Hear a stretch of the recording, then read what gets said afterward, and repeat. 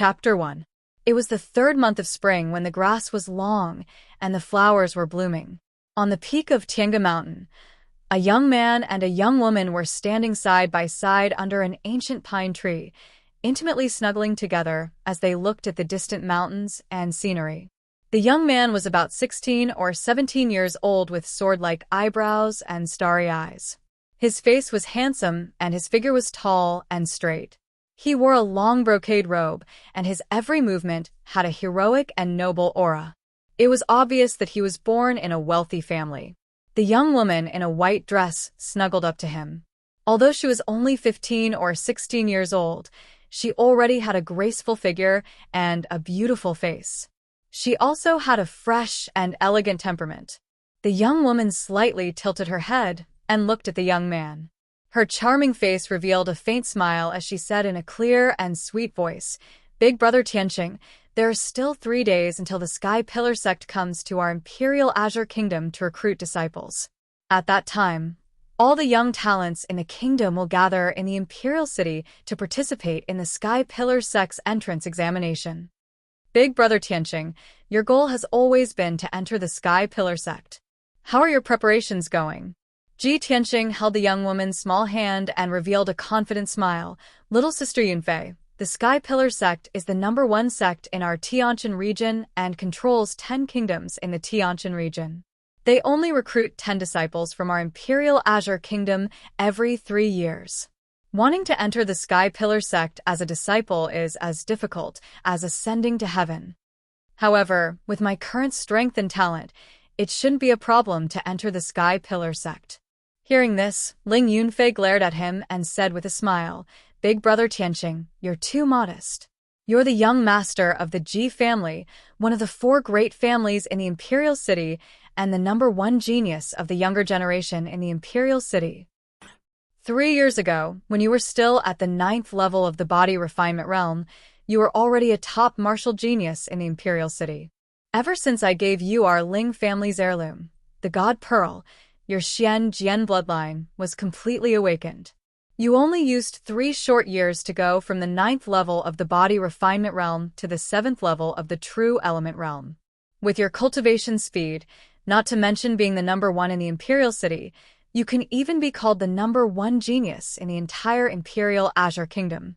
Big Brother Tianqing, not only will you be able to pass the test easily, you'll even be able to secure first place and become a core disciple of the Sky-bearing sect."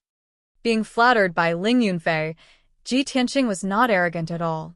His face was still calm. He rubbed Ling Yunfei's head and smiled. "Little sister Yunfei, you are also very outstanding. Not only is she the daughter of the Ling family, one of the 4 great families, but she is also the most talented alchemist of the younger generation. With your strength at the 5th level of the true energy realm, you are not much weaker than me. 3 days later, you'll definitely be able to pass the test and enter the Sky Pillar sect with me. We've already been engaged for 3 years.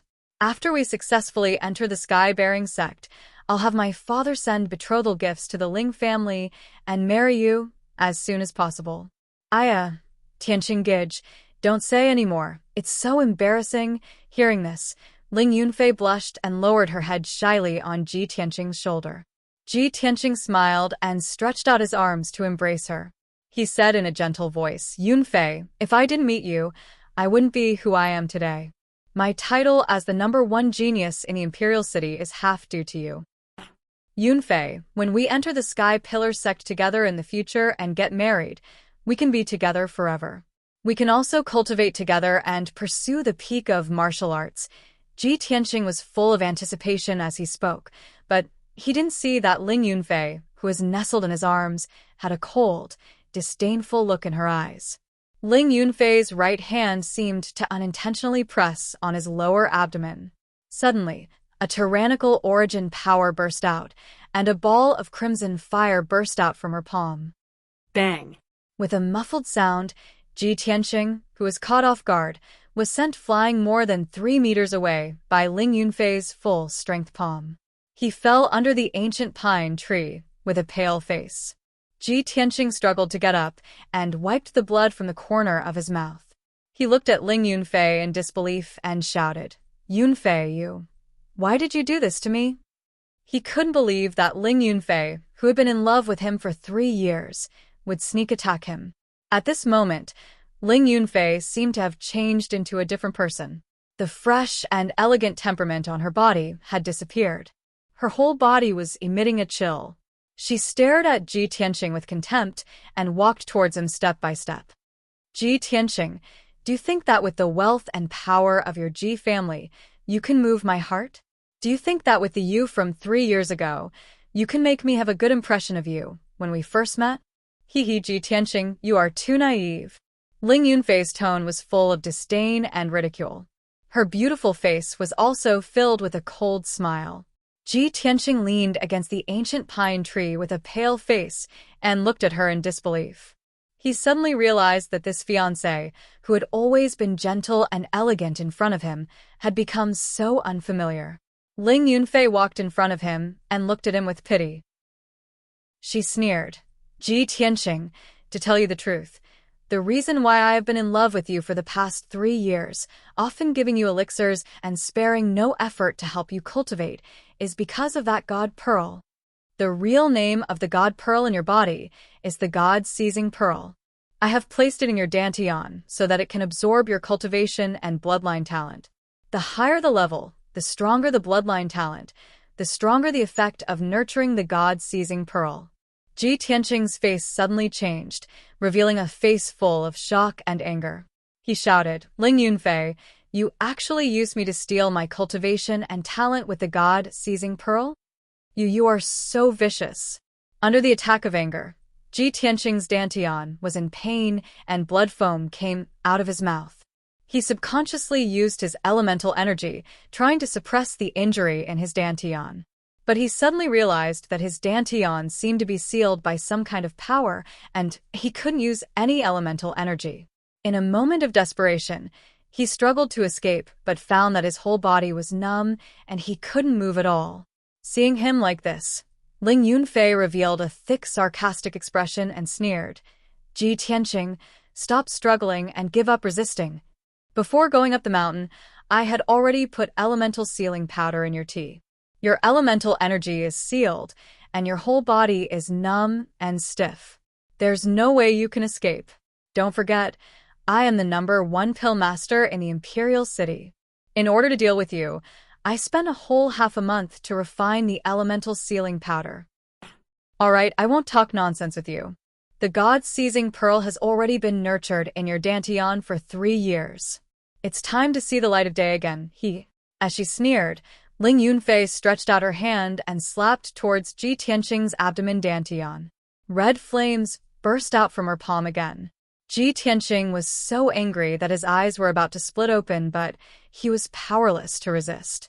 He could only roar, Ling Yunfei, you sinister and despicable villain. I will never let you go. Ling Yunfei's expression became even colder. The elemental energy burst out from her palm increased by 30%, and the red flames became even brighter. Bam! Ji Tianqing was hit in his dantian and instantly spat out a mouthful of blood. In the blood, there was a dark red pearl the size of a peanut. It was transparent like glass and emitted a faint red light. This was the god-seizing pearl. It contained Ji Tianqing's 3 years of cultivation and thick Xianjian bloodline power.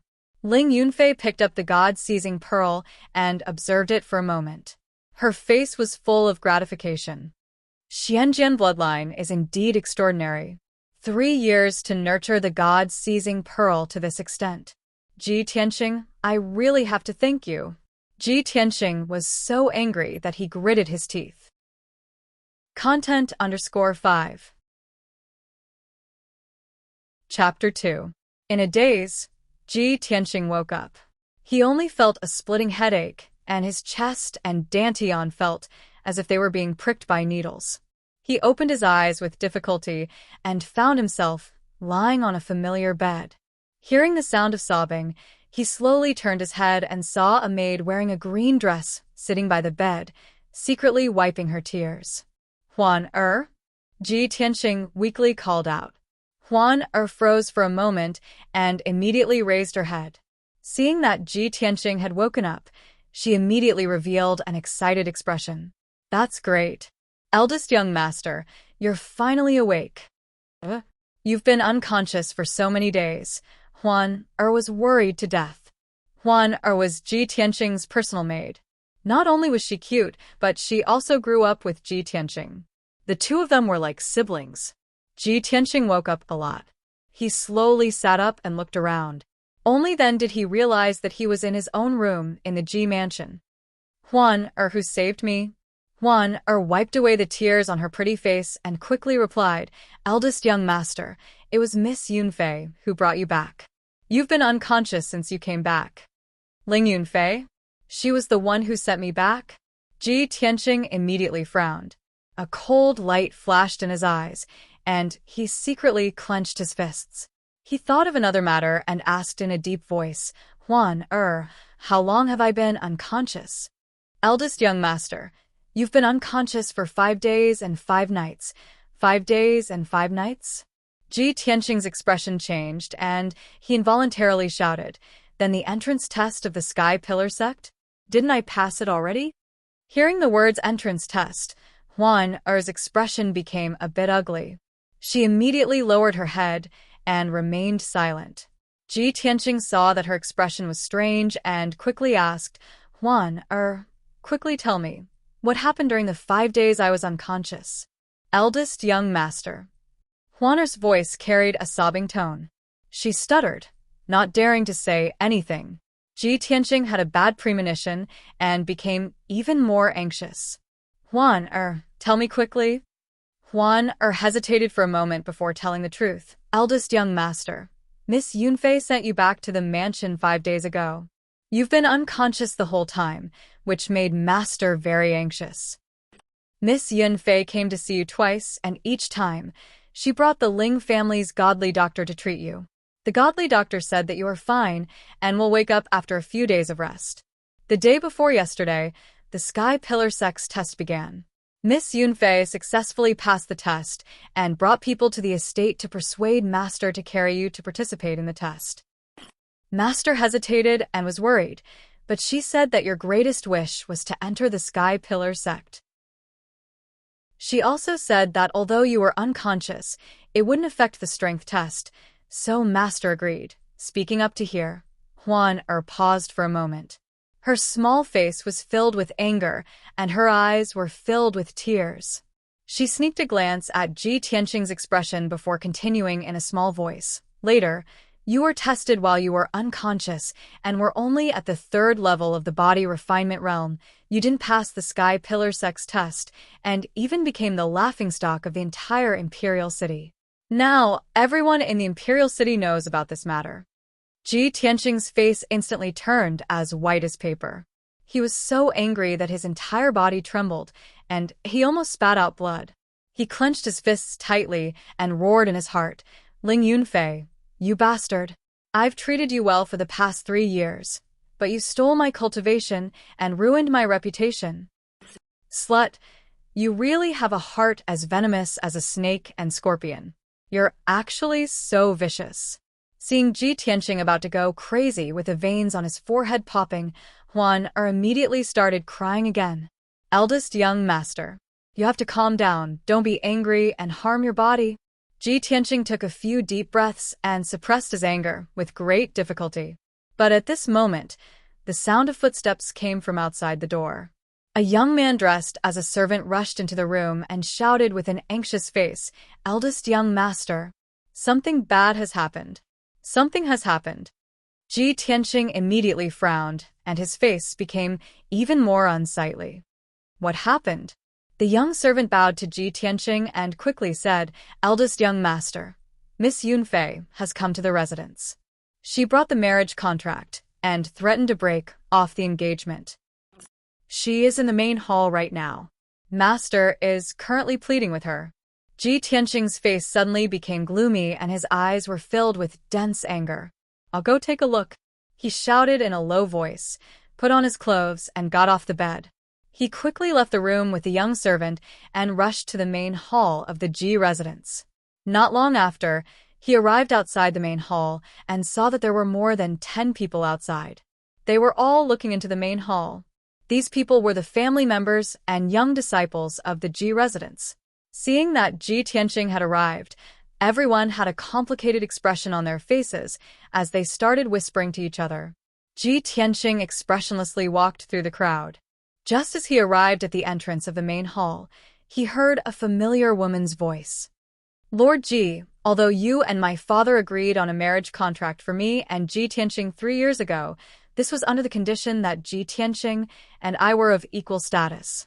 Now, Ji Tianqing has suddenly become a trash in the body refinement realm.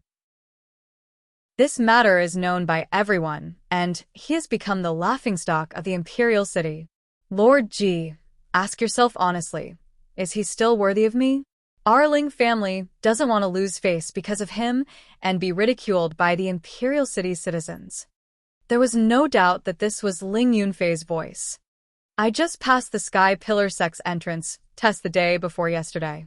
After passing the competition next month, I will officially become a disciple of the Sky Pillar Sect. Lord Ji, right now, Ji Tianqing and I are no longer people of the same world. I will become a star in the 9 heavens, and he will only be the soil underground. I must cancel this marriage contract. Following Ling Yunfei's words, a deep middle-aged man's voice sounded. Miss Yunfei, our Ji family and your Ling family have been friends for generations. Your father and I are like brothers. Even if Tianqing suddenly met with a calamity and his cultivation declined, this matter was very sudden.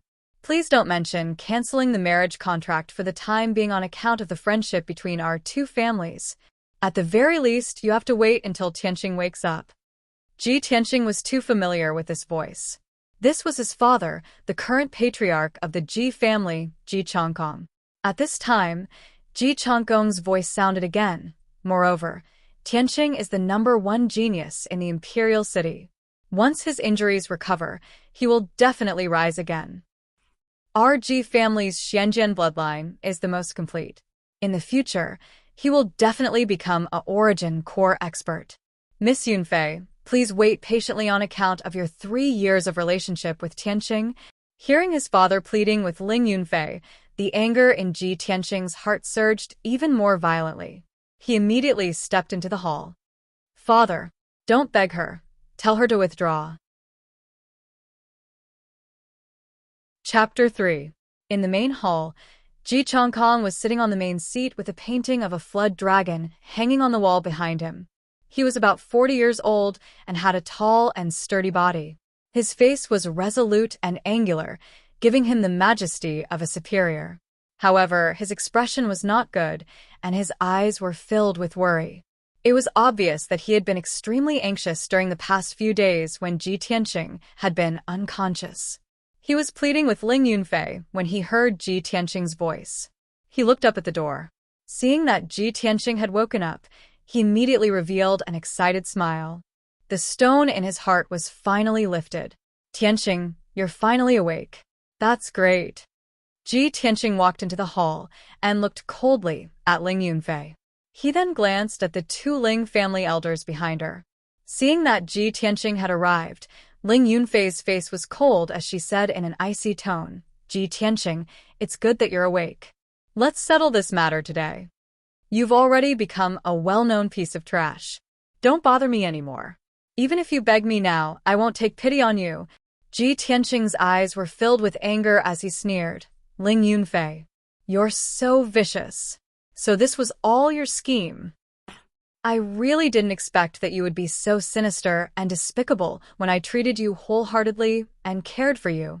After saying that, he raised his head and looked at Ji Changkong, who was sitting on the main seat, and said in a firm tone, Father, Ling Yunfei is a despicable and shameless bitch.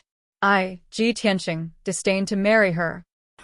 If she wants to break off the engagement, then let her. My Ji family will never compromise with such a person.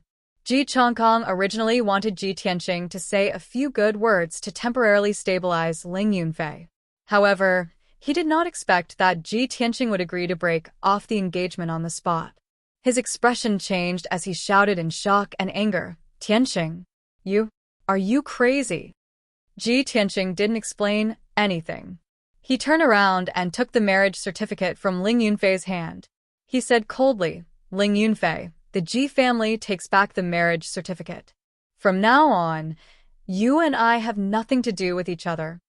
Ling Yunfei was scolded by Ji Tianqing in public. Although she was angry, seeing that he took back the marriage contract, she held back her anger and sneered.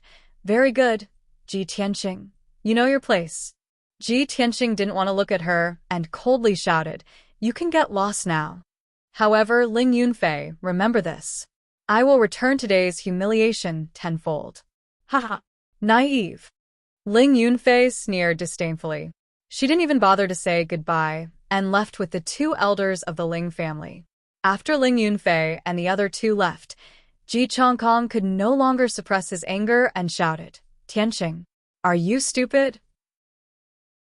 Do you know that if you agree to break off the engagement with the Ling family, how are you going to face others in the future? The Ling family wants to destroy you.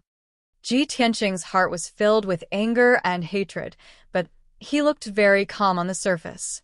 He said expressionlessly, Father, I have my own ideas. This engagement must be broken off. Father, please calm down. I will take my leave first. After saying that, he turned and left the hall. Ji Chongkong's face was ashen. He couldn't help but smash the pearwood table in front of him.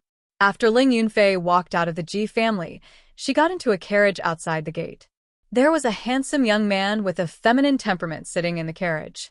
When he saw Ling Yunfei come in, he hugged her in his arms and asked softly, Fei Fei, is the matter settled? Ling Yunfei snuggled in his arms like a little bird and nodded. Yes, it's settled. That brat Ji Tianqing is quite tactful. He agreed without hesitation. However, I don't understand. Ji Tianqing is already crippled. Why don't we just kill him? Why do we still want to keep him alive? The handsome young man sneered and said in a low voice, The Ji family is one of the 4 great families after all. They have deep roots in the capital. If Ji Tianqing is killed, Ji Chongkong will definitely go crazy. At that time, this matter will implicate us and the Ling family. It will be troublesome in the end. Ling Yunfei immediately understood and nodded. That's good. Anyway, Ji Tianqing is already crippled. After this matter is over, we can casually move a finger and kill him. After Ji Tianqing returned to his room, he let Huan leave the room and closed the door. He burned the marriage contract and sat cross-legged on the bed to check his injuries and strength. He subconsciously circulated his true essence, but found that there was no true essence in his body. There was also a tearing pain in his dantian. After trying a few times, he was in so much pain that his face was pale and his forehead was covered in cold sweat. He had no choice but to accept reality. Just as Huan said, he had fallen from the true essence realm to the body refinement realm. In this world, martial artists were divided into the body refinement realm, True Essence Realm, Tongxian Realm, and Yuandan Realm. Each realm was divided into 9 grades from the lowest to the highest. As for above the Yuandan Realm, it was said that there were Sky Origin Realm martial artists who could fly. However, that was only a legend. In the past 100 years, there had not been a Sky Origin Realm martial artist in Clear Sky Country. Ji Tianqing was the same as other martial artists. He started his cultivation from the first level of the body refinement realm. Since he was 8 years old, he used all kinds of methods to train his body and cultivate martial skills to increase his strength. 3 years ago, he broke through the 9th level of the body refinement realm. He absorbed the energy of heaven and earth and condensed it into a true essence cyclone in his dantian, reaching the true essence realm. In the following 3 years, his strength soared and improved rapidly. Last month, he successfully broke through to the 7th level of the true essence realm. At the age of 17, he was already at the 7th level of the true essence realm. He could be called the #1 genius in the capital. In addition, he had awakened the Ji family's ancestors' Xian sword bloodline. His future was limitless, and he had high hopes of becoming a Yuandan realm martial artist. But now it was all gone. He fell from the true essence realm to the body refinement realm and became a trash at the 3rd level of the body refinement realm. Furthermore, after he carefully checked his internal organs, he found that his Xian sword bloodline had disappeared. The truth was just as Ling Yunfei said. Not only did the God-stealing pearl take away his power, it also took away his Xian sword bloodline. The Xian sword bloodline was his biggest reliance. With this bloodline in his body, he was a martial arts genius. Sooner or later, he would be able to return to the peak. But now, the Xian sword bloodline was taken away. His hopes of rising again were destroyed. Ji Tianxing was filled with anger. The hatred in his heart had reached its limit. He could not wait to kill Ling Yunfei. His heart was filled with unwillingness. He muttered softly, "Even if my Xian sword bloodline is gone, I am no longer a genius. But my cultivation experience from these few years is still here. I want to cultivate again. I must return to the true essence realm." Therefore, he placed both hands flat on his knees and activated his family's golden leaf mystic skill. But before he could feel the energy of heaven and earth, there was a tearing pain in his dantian. Ji Tianxing could not help but let out a muffled groan. His head was dizzy. He closed his eyes. An image appeared in his mind. It seemed to be the image of his dantian. He saw that his dantian had disappeared, leaving behind a belly-button-sized black hole. My dantian. It actually disappeared. Ji Tianxing was stunned. A sense of despair welled up in his heart. The dantian was the place where a martial artist stored his true essence. It was also the foundation and core of martial arts cultivation. If a martial artist's dantian was damaged, he would never be able to step into the true essence realm. He could only be a weakling in the body refining realm for the rest of his life. His entire dantian had disappeared and turned into a black hole. At this moment, Ji Tianxing was filled with grief and indignation. But at this moment, the black hole in his dantian suddenly burst out with a strong devouring force and swept his mind into it. Ji Tianxing fainted. His body fell limply on the bed, and there was no more movement. But his mind was still awake. Passing through the black hole in his dantian, he came to a dark and mysterious space. This was a vast space. The ground was a barren wasteland. Many weathered rocks were scattered in the cold and hard soil. The sky was gray and overcast. It was filled with an icy aura of death. It was very oppressive. Wisps of gray fog floated in the air. It covered the distance in a hazy way, making him unable to see clearly. Ji Tianxing's mind was like a candle flame. It flickered in the gray fog and slowly floated forward. What is this place? Ji Tianxing was filled with doubt and shock. He could not help but look around. Suddenly, he saw a blurry, huge black shadow in the distant wasteland. It was like a huge mountain. He increased his speed and floated over. Very soon, he was close to that black shadow. When he came close, he saw clearly that it was not a huge mountain. It was a stone tablet that was tens of thousands of feet tall. The stone tablet was completely black. It looked like a huge sword that stood between heaven and earth. Chapter 4. The black sword steel stood between heaven and earth, exuding an incomparably majestic aura that could suppress heaven and earth. Ji Tianxing saw that the black sword steel was covered with traces of wind, frost, and time. It looked very ancient. This sword steel had been around for a very long time, as if it was as old as heaven and earth and had existed since ancient times. He looked up at the tall sword steel and saw 4 mottled words engraved on the sword steel. Every stroke of the words was complex, vigorous, and powerful. It seemed to contain an unparalleled sharp sword intent that could pierce through the steel and tear the sky apart. Ji Tianxing only took a few more glances and was suppressed by the sword intent contained in the 4 words. A deep sense of reverence grew in his heart. The 4 words were very mysterious and ancient. They were not words of this era at all. He had never seen them before. But strangely, there was a vague feeling in his mind, and he recognized the 4 words. Kenshin's tomb. Kenshin's tomb? This is a graveyard? Ji Tianxing was puzzled and thought to himself, no wonder it looks so desolate and gloomy. It's also filled with the aura of death. However, I've only heard of some strong people calling themselves swordmasters. Even the #1 swordsman in the Azure Cloud Kingdom only dares to call himself a swordmaster. There's actually someone called Kenshin? Then what realm was he in?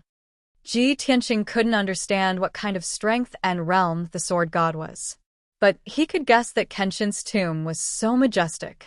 He must have been a top expert when he was alive. He retracted his gaze from the sword steel and continued to float towards the sword steel. After a while, he arrived at the bottom of the sword steel and sized up the surrounding wasteland.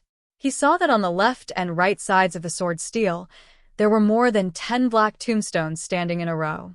Ji Tianqing counted. There were a total of 18 tombstones, 9 on each side.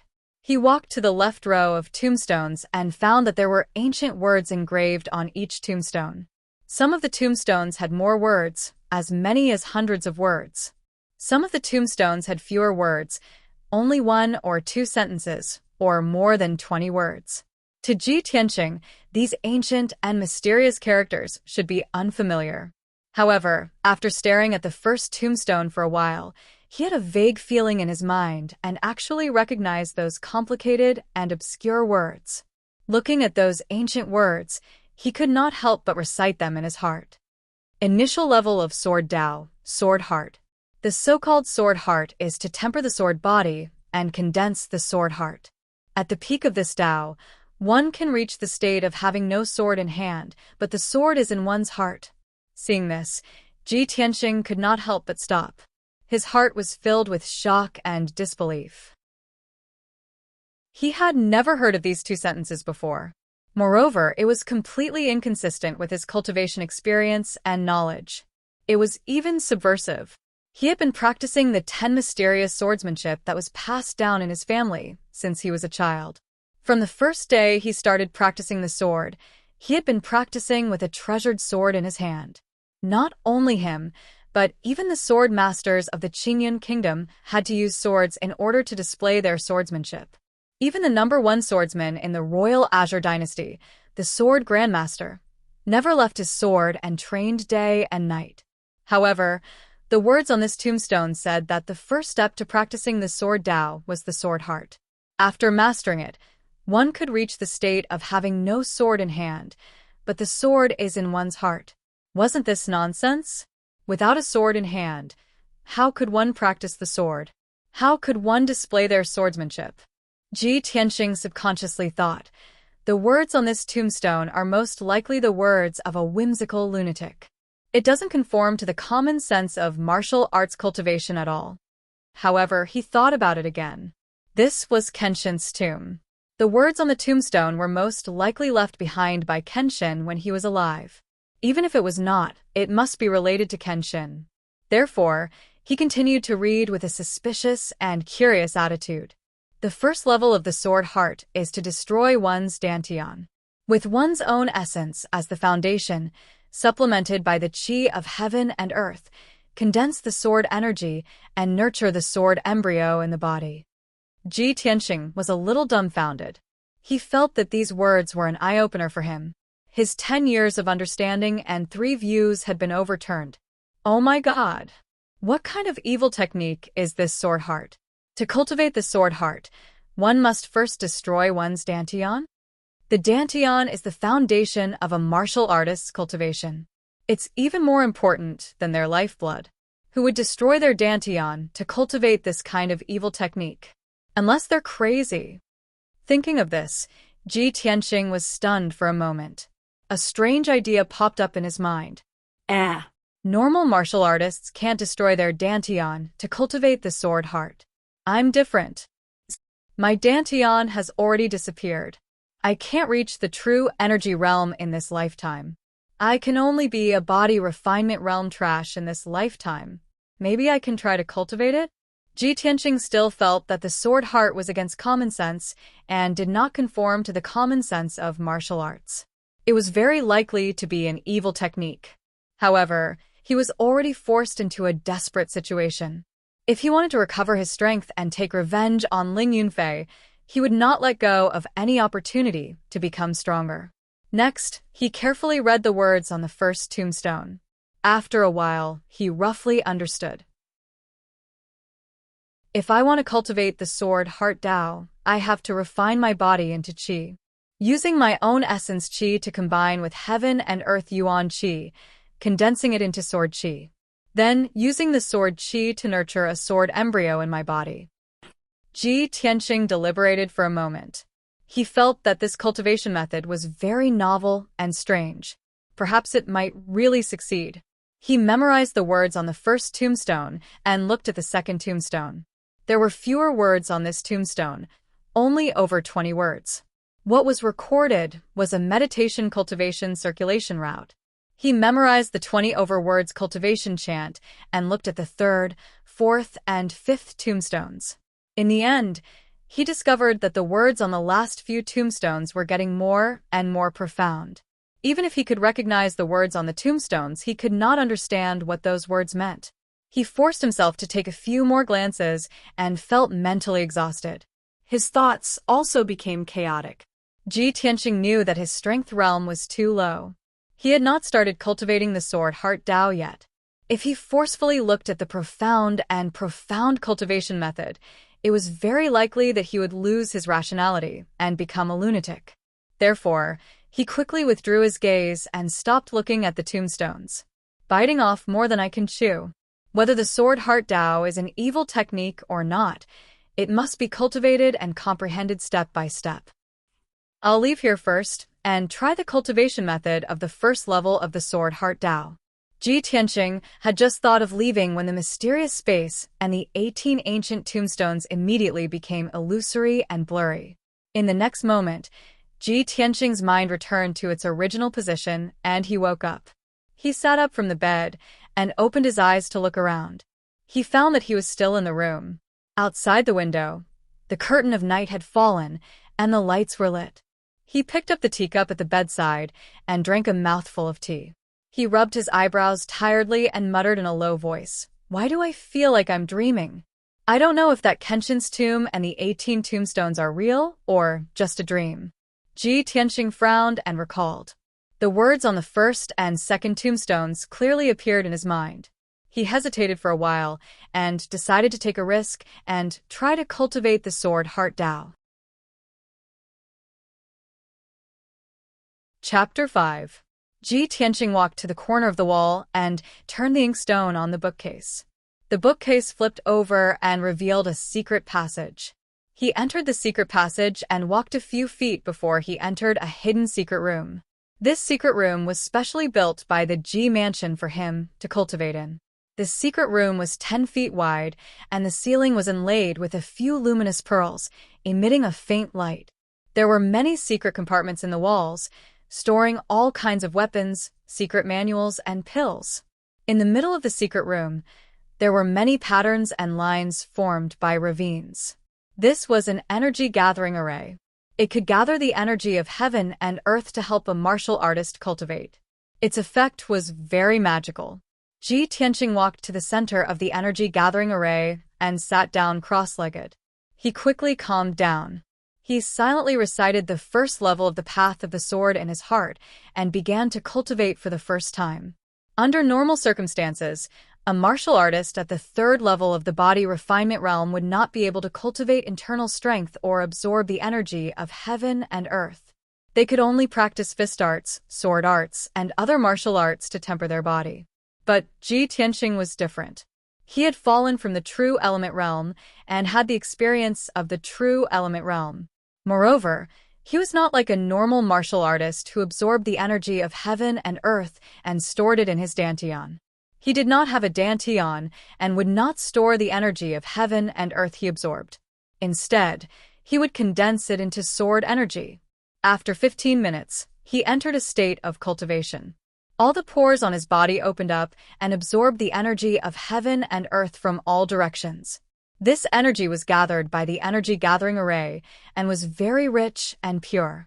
The first level of the path of the sword required one to control the energy of heaven and earth and condense it into sword energy in 12 acupuncture points in the body. When the 12 rays of sword energy were successfully condensed and the sword energy was strong enough, They would be gathered in the dantian and condense into a sword embryo. As long as the sword embryo was successfully condensed, the first level of the path of the sword would be completed. This was Ji Tianqing's first time cultivating the path of the sword. He did not dare to be greedy and could only explore step by step.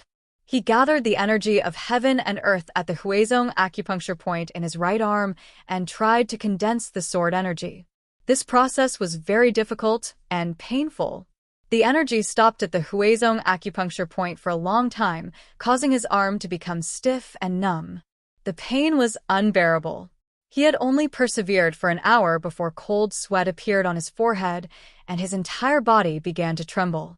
4 hours passed quickly. He tried 5 times, but all of them ended in failure. He was still unable to condense the sword qi.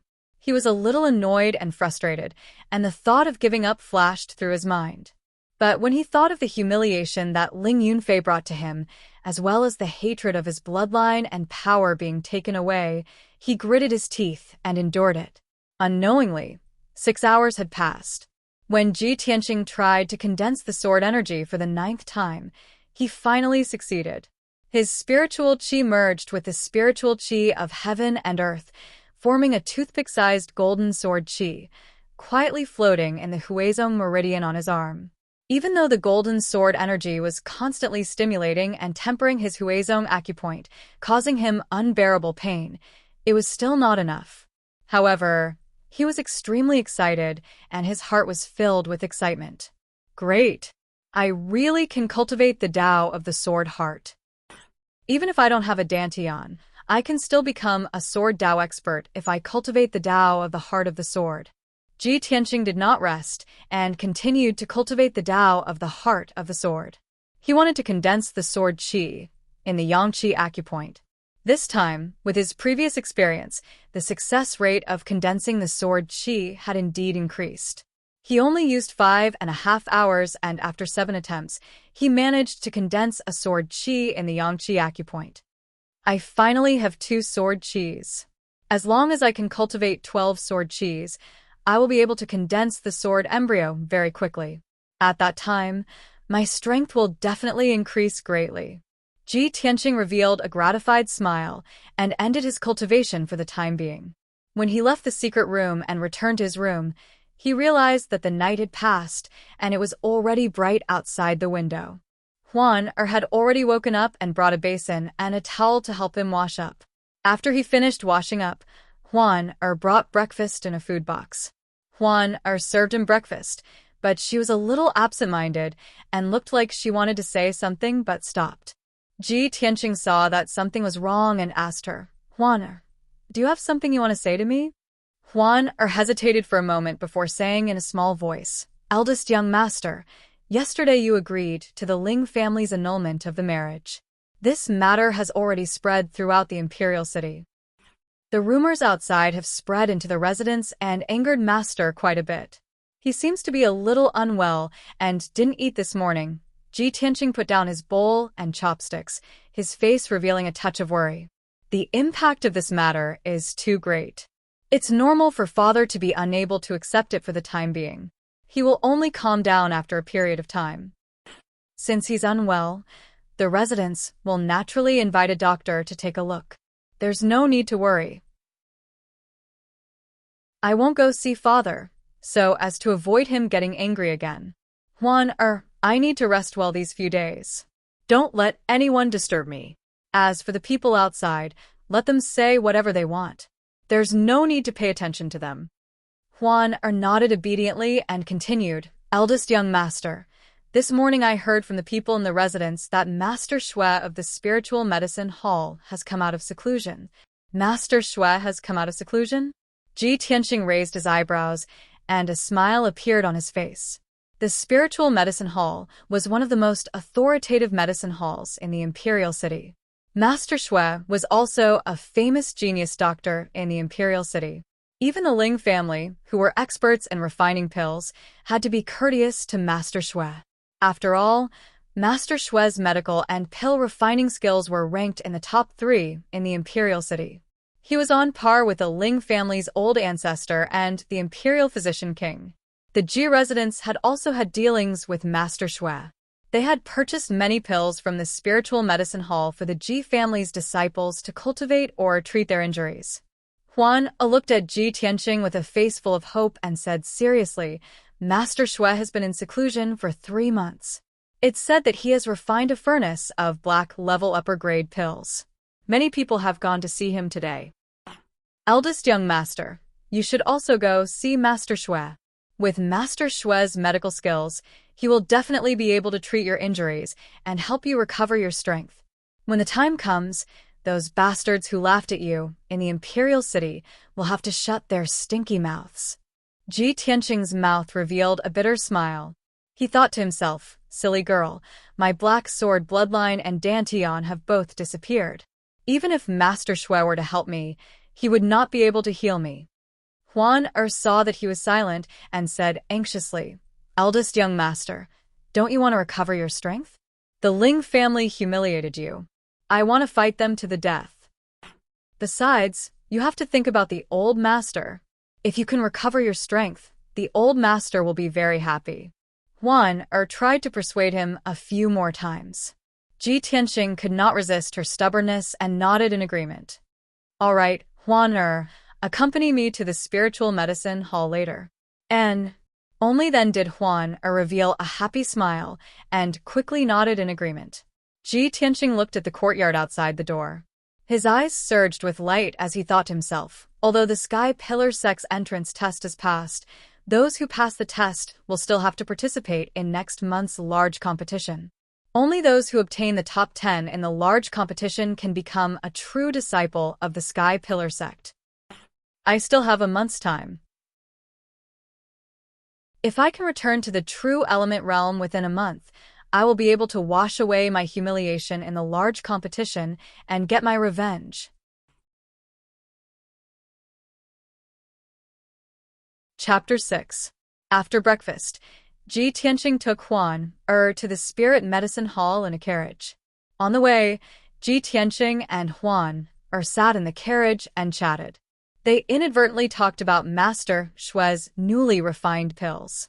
Ji Tianqing smiled and said, Huan there will be a lot of people going to the spirit medicine hall to see Master Shui today, and there will be people from other big families among them. Huan blinked her big eyes and asked, Young master, why? Ji Tianqing explained, because profound level upper grade pills are too rare. Not to mention true energy realm martial artists, even Tongxian realm martial artists would be moved. If a profound level upper grade pill can be used, true energy realm martial artists will have a great increase in strength. Even Tongxian realm martial artists will benefit greatly from it. The grades of pills I know are divided into ordinary pills, origin level pills, and profound level pills. Each grade of pill is further divided into low grade, middle grade, upper grade, and top grade. For example, I usually only take origin level pills. Every month I take 20 or so pills, and it costs over 10,000 silvers. And profound level pills are even more expensive. Each pill costs over 10,000 silvers. This time, Master Shui's profound level upper grade pills can be sold for 100,000 silvers each. Moreover, he may not be willing to sell. One pill costs 100,000 silvers? Wouldn't that be enough to buy 10 houses in the Imperial City? Huan was stunned. She opened her small mouth in disbelief. Ji Tianqing smiled and didn't say anything else. Not long after, the carriage arrived at the spirit medicine hall and stopped at the entrance. Before Ji Tianqing got off the carriage, he heard a burst of noise and discussion coming from the entrance. He got off the carriage and saw that the spirit medicine hall's entrance was crowded with people. There were at least 40 people. These people were all aristocratic families in the Imperial City. They were all dressed gorgeously and had an imposing appearance. Ji Tianqing casually glanced around and saw many of the aristocratic family's young masters. They were all carrying luxurious gift boxes in their hands. Although the spirit medicine hall's entrance was wide open, there were only 2 black-clothed guards guarding the entrance. But the 40 or so nobles didn't dare to enter. They could only wait in a long line outside the entrance. Ji Tianqing got off the carriage and walked towards the entrance with Huan. Everyone present suddenly turned their heads and sneered and ridiculed them. Ha! Everyone look, the Ji family's young master is here. TSK, the Imperial City's #1 genius. The Ling family's engagement was cancelled. If it was me, I would have just hanged myself. Are you stupid? Why would you kill yourself? With the little beauty Huan accompanying me, I can enjoy myself every night. Of course I want to live and enjoy myself. Many of the rich and powerful young masters were discussing in an eccentric manner. When they spoke, they were beaming with joy and gloating to the extreme. Ji Tianqing ignored them and walked to the entrance without changing his expression. He said to the green-clothed guard, "Please report that Ji Tianqing is here to visit Master Xue." The black-clothed guard glanced at him and expressionlessly said, "Please wait." Then he turned around and went into the Spirit Medicine Hall. In the Spirit Medicine Hall's guest hall, Master Xue, who was wearing a purple robe, was sitting in the main seat. He was drinking tea and chatting with the guests. Master Xue was about 60 years old. His hair and beard were all white. The long beard on his chin reached his chest. Although he was old, he had the strength of a mystic enlightening cultivator. He often took elixirs to maintain his appearance, so his complexion was ruddy. He looked like a middle-aged man in his 40s. The guest sitting next to him was a young girl in a white dress. She was beautiful and had an elegant and refined temperament. She held a luxurious white jade gift box in her hands and handed it to Master Xue. She smiled and said, "Master Xue, Yunfei heard that you came out of seclusion last night. She came early in the morning to celebrate. These 2,000-year-old jade lotus fruits are a token of my appreciation. Please accept them." Master Xue raised his eyebrows. His eyes flashed with surprise. He smiled and took the white jade gift box. Niece Yunfei is truly considerate. The 1,000-year-old jade lotus fruit is a top medicinal ingredient that can only be found by chance. Niece, you even got 2 of them at once. This old man will remember your kindness. Ling Yunfei smiled faintly and said in a tactful voice, as the saying goes, "A treasured sword is given to a hero." Only this kind of top medicinal ingredient is worthy of Master Xue's status. Moreover, Master Xue has always been on good terms with our Ling family. Yunfei came here to greet you on behalf of my father. Ha ha ha, then this old man will thank niece Yunfei. Master Xue let out a hearty laugh as he took out a small white jade bottle from his sleeve. Niece Yunfei, here are 2 spirit-nourishing pills. This old man refined them last night. These pills will definitely increase your cultivation and help you smoothly enter the Sky Pillar sect through the large competition. Ling Yunfei revealed a joyful expression and quickly accepted Master Xue's gift. She had just accepted the small white jade bottle and was about to say a few words of thanks. At this time, a green-clothed guard walked into the hall. He bowed and reporting to Elder Xue, the eldest young master of the Ji family, Ji Tianqing, requests an audience. Ji Tianqing? Master Xue raised his eyebrows and asked in confusion, "What is he doing here?" After saying that, he secretly glanced at Ling Yunfei. Ling Yunfei's expression also changed slightly. A trace of mockery flashed through her eyes. She quickly smiled and explained to Master Xue, "Master Xue, you have been refining pills in seclusion for 3 months and only came out last night. Perhaps you still don't know about Ji Tianqing's matter." Ling Yunfei immediately told him about Ji Tianqing turning into a cripple and breaking off the engagement with her. Master Xue's expression changed a few times. He then shouted at the green-clothed guard, "Coax him away. A disgraced cripple still wants to beg this old man to save him?" Understood. The green-clothed guard cupped his hands and left the hall. Ji Tianqing stood at the entrance of the elixir hall and waited patiently with a calm expression. Even though the rich and powerful children next to him whispered and looked at him with contempt from time to time, they let out mocking chuckles. However, he turned a blind eye and turned a deaf ear to them.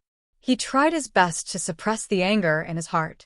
He knew very well that when he was still the #1 genius in the Imperial City, these rich and powerful children could only look up to him and envy him in their hearts. However, they did not dare to offend him.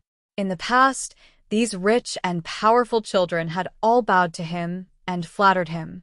Therefore, now that he had become a cripple and a laughingstock, these people would double the ridicule and insult him. This was reality and also human nature. At this time, the green-clothed guard returned to the entrance. He looked at Ji Tianqing with a cold expression and said contemptuously, "Boy, Master Xue does not want to see you. You can leave now." The nobles and aristocrats outside the gate immediately burst into laughter and began to gloat over the misfortune of others. Ji Tianqing's expression changed slightly. He secretly clenched his fists. Huan was so angry that her face turned pale. She shouted at the green-clothed guard, "Bastard! Do you know who you are talking to? This is our Ji clan's eldest young master." Before she could finish speaking, the green-clothed guard sneered and said in a mocking tone, "How could I not know the Ji clan's eldest young master? Now everyone in the Imperial City knows him. He is the #1 genius in the 3rd level of the body refinement realm." Huan was so angry that her whole body trembled. She clenched her teeth and was about to teach him a lesson. Ji Tianqing said with a cold expression, "Huan, forget it. Let's go." Huan angrily glared at the green-clothed guard. Then she followed Ji Tianqing and left. However, just as Ji Tianqing walked out of the crowd, a luxuriously dressed young man in a blue robe rushed out and blocked his path. Brothers, the new book is officially uploaded. Please add it to your collection and vote for it. Little he needs your support. Thank you, everyone.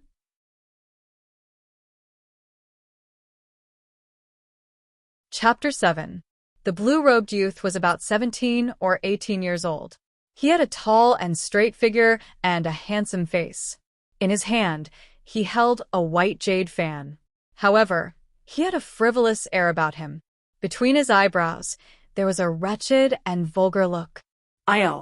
Isn't this our #1 genius, young Master Ji? The blue-robed young man squinted at Ji Tianqing and sneered in a strange way. Young Master Ji, you also have a day like this? Even Master Xue disdains to see trash like you. TSK, 3rd level of the body refinement realm. You can't even compare to my horse servant, hurrah. Ji Tianqing's face darkened. He coldly stared at him and shouted, "Gu Hao, who gave you the guts to be so arrogant in front of this young master? What? Have you already forgotten the lesson I taught you last year?" Gu Hao, the 3rd young master of the Gu clan, was at the 5th level of the body refinement realm.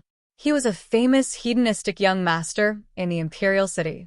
Although the Gu clan's power could not be compared to the Ji clan, it was still second only to the 4 great clans. Last year in June, Gu Hao coveted Huan's beauty and took liberties with her in public. When Ji Tianqing found out about this, he rushed into the brothel on his horse and beat up Gu Hao, who was drinking wine. He was bedridden for 3 months. This incident caused a sensation in the entire city. Gu Hao also became the laughingstock of the common people.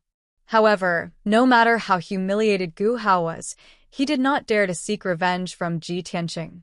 He could only endure until today. Today, when he heard Ji Tianqing mention this incident, Gu Hao's face turned ashen. He angrily shouted, "Ji Tianqing, you useless bastard. Last year, I only took liberties with your servant girl. You actually broke 4 of my ribs and even broke my leg. I've always remembered this grudge." As he spoke, he approached Huan with a lecherous smile. "Ji Tianqing, aren't you protective? Aren't you very fond of Huan? Today, I will not only take liberties with her, I will also molest her in front of you.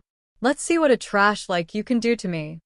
After speaking, Gu Hao suddenly grabbed Huan's wrist with one hand and grabbed her chest with the other. When the nobles outside the door saw this scene, they all showed expressions of schadenfreude. Everyone knew that after enduring for a year, Gu Hao was finally going to take his revenge today. Ji Tianqing's age. Gu. When Gu Hao grabbed Huan's wrist, she let out a panic scream and struggled desperately. Gu Gu Hao's big hand was about to grab Huan Er's full and towering breasts. Tease. Although he had fallen to the third level of the body refinement stage, and his strength was extremely weak, he was still a martial artist. However, he was a martial arts genius after all. He had practiced exquisite martial arts and had rich combat experience. His palm was as fast as the wind and instantly hit Gu Hao's left chest. Bang! Gu Hao's body swayed a few times, but he didn't fall. He didn't even take half a step back. He let go of Huan Er, who was struggling, and turned his head to look at Ji Tianqing. His face revealed a disdainful sneer. Ha ha ha. Ji Tianqing, oh, Ji Tianqing. You really are a trash at the third level of the body refinement stage. Such pitiful strength.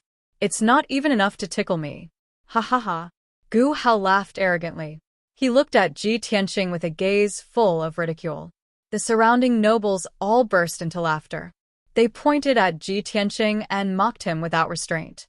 If it was before, Ji Tianqing's palm would have sent him flying. He would have been seriously injured and vomited blood. He might even lose his life. But now, Gu Hao was hit by his palm, but he didn't feel anything. It didn't hurt or itch. But no one noticed that when Ji Tianqing's palm hit Gu Hao, a toothpick-sized golden sword aura flew out from his palm. The golden sword aura flashed and instantly entered Gu Hao's body. At the same time, Gu Hao's laughter stopped. His body suddenly stiffened, and his face became as white as paper. He felt a piercing pain in his chest, and blood flowed out from the corner of his mouth. He lowered his head in disbelief and looked at the left side of his chest. He saw that there was a rice-sized bloody hole on the left side of his chest. Fresh blood flowed out and dyed the blue robe red. Gu Hao stared at Ji Tianqing in fear and said intermittently, Ji Tianqing, you dare kill me? After saying that, his body went limp and fell to the ground. The crowd was silent. All the discussions and mocking laughter disappeared. The crowd was shocked by this scene. They stared at Gu Hao in disbelief. They didn't understand what had happened. Ji Tianqing was also stunned. He looked at Gu Hao with a gloomy face and then looked at his right palm. His eyes flashed with suspicion. He only wanted to teach Gu Hao a lesson. He didn't want to kill him. He couldn't kill him in front of so many rich and powerful people. No matter how much of a hedonistic bastard Gu Hao was, he was still the third son of Yunzhou's provincial governor. Ji Tianqing killed him in front of so many people. The Gu family wouldn't let it go. They would definitely take revenge on the Ji family. But now, Gu Hao was lying on the ground without any movement. It was obvious that he had stopped breathing. Ji Tianqing couldn't understand. He only used one palm and didn't use any weapon. How could Gu Hao's chest be injured and bleeding? How could he die on the spot? The crowd was silent for a few seconds. Suddenly, there was an uproar. They all shouted in shock. Ah! Murder! Ji Tianqing killed someone on the street. Quick! Go and inform the Gu family. Gu Hao was killed by Ji Tianqing. How is this possible? Ji Tianqing is clearly a cripple. How could he kill Gu Hao with one palm?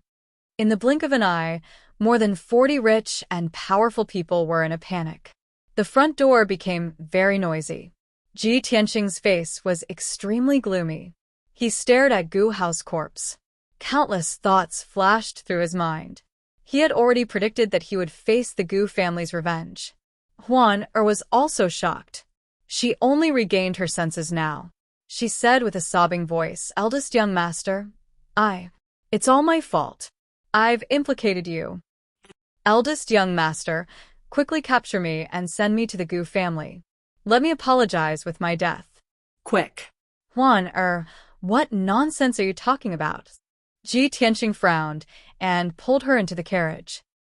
Huan Er, don't panic. Let's go home first. The carriage quickly left the spiritual medicine hall and disappeared at the end of the street in the blink of an eye. The two green-clothed guards at the entrance of the spiritual medicine hall finally regained their senses. They quickly ran into the courtyard and reported the news to Master Shui.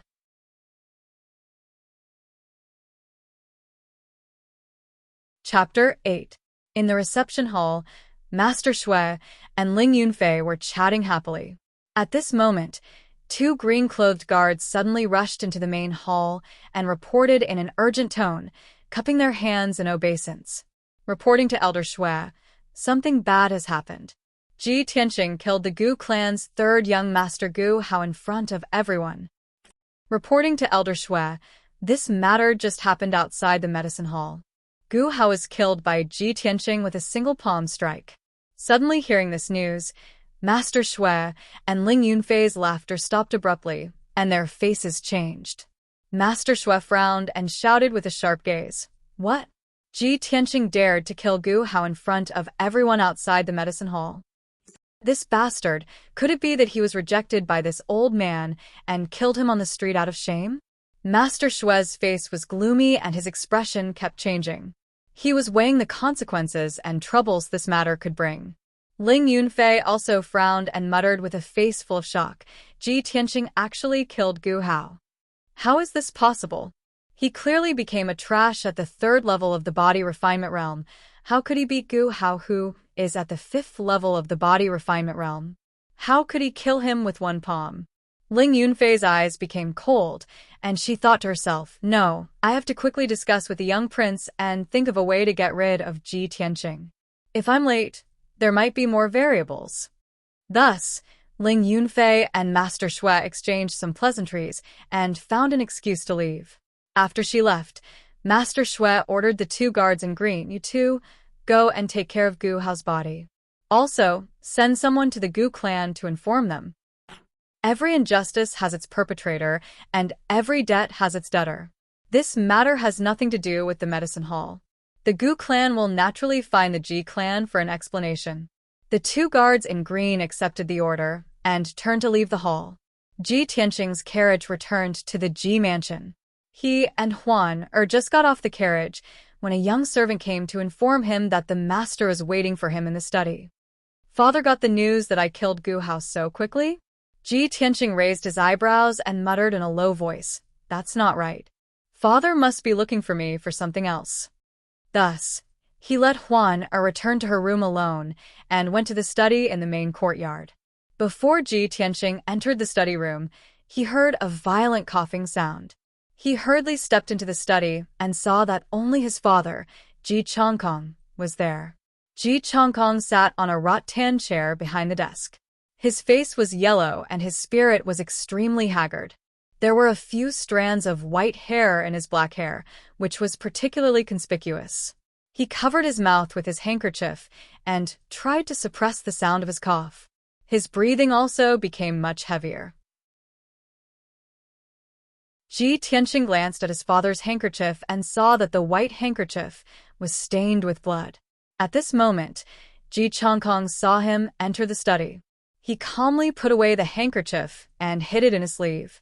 Ji Chongkong forced a smile and asked in a hoarse voice, "Tianqing, you're here. Is your body better?" Seeing his father's appearance, Ji Tianqing felt a little sad and said with a face full of worry, "Father, my body is fine now. You don't have to worry." "But your body? Have you seen a doctor?" Ji Chongkong waved his hand and said, "Tianqing, don't worry about me. It's just an old injury that has recurred. The doctor has seen it and it's fine." Ji Tianqing was silent, but his fists in his sleeves were secretly clenched. His heart was heavy. He knew very well that his father's internal organs had been injured ever since his battle with the sword sect master 10 years ago. After a divine doctor had seen him, they all said that there was no cure for this injury and could only be carefully nursed every day. Moreover, Ji Chongkong could no longer use his true essence.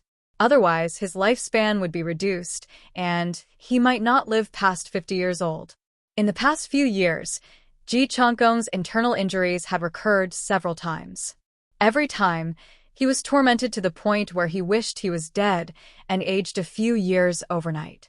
At this time, Ji Chongkong opened his mouth and interrupted Ji Tianqing's thoughts. With a serious expression, he said, "Tianqing, you were unconscious before, so I didn't have the chance to ask you. Later, I sent people to investigate. Before your accident, you went to Heaven Pavilion Mountain alone with Ling Yunfei. That night, you were unconscious and sent back to the residence by her. I always felt that there was something fishy about this matter. What happened between you and Ling Yunfei? Why did your cultivation dissipate overnight and drop to the third level of the body refinement realm? Tell me, is this Ling Yunfei's scheme? Did the Ling family cause you to become like this? As he spoke, Ji Changgong's face was as cold as ice. His eyes were filled with hatred and killing intent. Obviously, he had already seen through the strangeness and suspected that Ji Tianqing's crippling had something to do with the Ling family. As the head of the Ji family, one of the four great families, how could his thoughts and methods be compared to an ordinary person? Even if Ling Yunfei had a glib tongue and made up a lot of excuses to get rid of this matter, she couldn't escape his suspicion. After all, the Ji family was a family that had been passed down for nearly 100 years and was one of the four great pillars of a Qingyan kingdom. The Ji family's business was to forge weapons, and they controlled nearly half of the forging workshops in the Qingyan kingdom. Most of the millions of soldiers in the Qingyan kingdom used weapons forged by the Ji family. The divine weapons used by countless swordsmen and sword masters in the country were also made by the Ji family. The Ji family's wealth and power were enough to make the royal family wary. Ji Changkong controlled the huge Ji family and was able to defend their 100 years of foundation without declining. How could he be a mediocre person? Ji Tianqing had long expected that his father would suspect the Ling family. It was just that he hadn't found any evidence yet. Once his father got his hands on the evidence, he would definitely use all of the Ji family's wealth and power to take revenge on the Ling family. Because he was his father's most beloved son, the most proud genius of the Ji family. Ever since he was born, his mother had passed away. His father felt guilty in his heart, so he especially doted on him and devoted his life to nurturing and teaching him. Many times, Ji Tianqing felt that even if he killed the crown prince or the emperor one day, his father would not hesitate to rebel and go to war with the Qingyan kingdom for him. Now that his Dantian was destroyed and he had become a cripple, his father would definitely not let the Ling family go. Even if it was a life and death struggle, his father would not give up. But this was exactly what Ji Tianqing didn't want to see. In the past 10 years, the Ji family that was at the peak of its power had become the target of public criticism. Many forces tried to overthrow the Ji family, and even the royal family had some intentions of suppressing the Ji family. The Ji family was also full of contradictions. A few collateral descendants were eyeing the position of the family head covetously. Ji Changkong's health was deteriorating and his control over the family was gradually declining. The Ji family's situation was getting more and more dangerous. The Ling family was an elixir family. Their wealth and power were on par with the Ji family. Under the management of Ling Yunfei and her father, the Ling family secretly colluded with the royal family. They also won over many forces and experts, causing the Ling family's power to grow bigger and bigger. Ji Tianqing saw all of this and remembered it in his heart. He could also guess that since Ling Yunfei dared to take off her disguise and attack him, she must be fearless. She might even have a stronger force behind her. Under such circumstances, if his father went to war with the Ling family in a rage, the Ji family would be the one to collapse in the end. Therefore, Ji Tianqing suppressed his anger and hatred and hid the matter of the god bead in his heart. He didn't want to tell his father. He wanted to avenge the Ling family with his own hands. He didn't want to drag the Ji family down with him. The pain and humiliation that Ling Yunfei inflicted on him, he wanted to return it with his own hands. Now that his father asked him, he hesitated for a moment and said calmly, "Father, I have my own plans for this matter. Please don't ask anymore. The most important thing right now is for you to calm down and recuperate. If you fall, the Ji family will be a pile of loose sand and can only be trampled on." Tianqing Yu sighed. Ji Changkong was anxious and angry. However, Ji Tianqing didn't want to say anything. He could only swallow the words that were about to come out of his mouth. In the end, he could only sigh.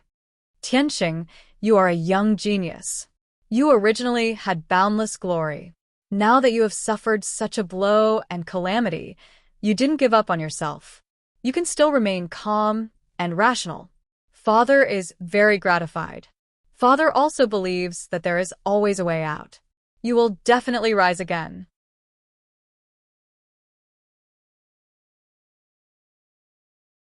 Chapter 9. Ji Tianqing had his own plans regarding the Ling family, so Ji Chongkong didn't say anything else. Then, Ji Tianqing said with a serious expression, "Father, I also have something to report to you. I went to the spirit medicine hall just now, but I didn't see Master Shui. Instead, I met the Gu family's third young master, Gu Hao. He molested Huan in front of everyone, so I attacked him in anger. I wanted to teach him a lesson, but I didn't expect to kill him with one palm." Ji Tianqing briefly explained how he had killed Gu Hao with a single palm strike. Ji Chongkong's expression changed slightly as he raised his eyebrows and said in a serious tone, "Gu Hao is the third son of Yunzhou's provincial governor, Gu Shiji. Although this child is unbearably stubborn and is not valued by Gu Shiji, but Gu Hao is still his own flesh and blood. This matter concerns the Gu family's reputation, so it is indeed a little troublesome. However, it is only a little troublesome." Pausing, he calmly said to Ji Tianqing, "Tianqing, Father will take care of this matter. You don't need to do anything, just focus on recuperating. It's just a mere Gu family. Although they have a lot of power, Gu Shiji doesn't have the guts to start a war with my Ji family." Ji Chongkong's words were filled with toughness and dominance. His protection and love for Ji Tianqing was also evident. "Father, thank you for your trouble." Ji Tianqing bowed, then excused himself and left the study. When Ji Tianqing left and only Ji Chongkong was left in the study, he revealed an astonished expression. The corner of his mouth hooked into a playful smile. That Gu Hao is said to have the strength of the 5th level of the body refinement realm. Tianqing is only at the 3rd level of the body refinement realm, but he was able to kill Gu Hao with one palm? Haha, my son is indeed a martial arts genius. He didn't disappoint me. It seems that even if he falls to the body refinement realm, he will rise again sooner or later. Thinking of this, Ji Chongkong's mood eased a lot. The dark clouds that had accumulated in his heart over the past few days also dissipated. When Ji Tianqing returned to his residence, he saw Huan sitting in the room in a daze with tear stains on her charming face.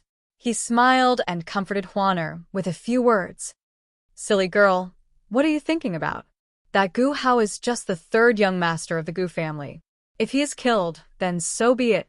Why can't our Ji family settle such a small matter? Moreover, Gu Hao is a hedonistic playboy. Who knows how many innocent women he has harmed over the years, and how many innocent people he has secretly killed. He deserves to die." With Ji Tianqing by her side, Huan had a backbone.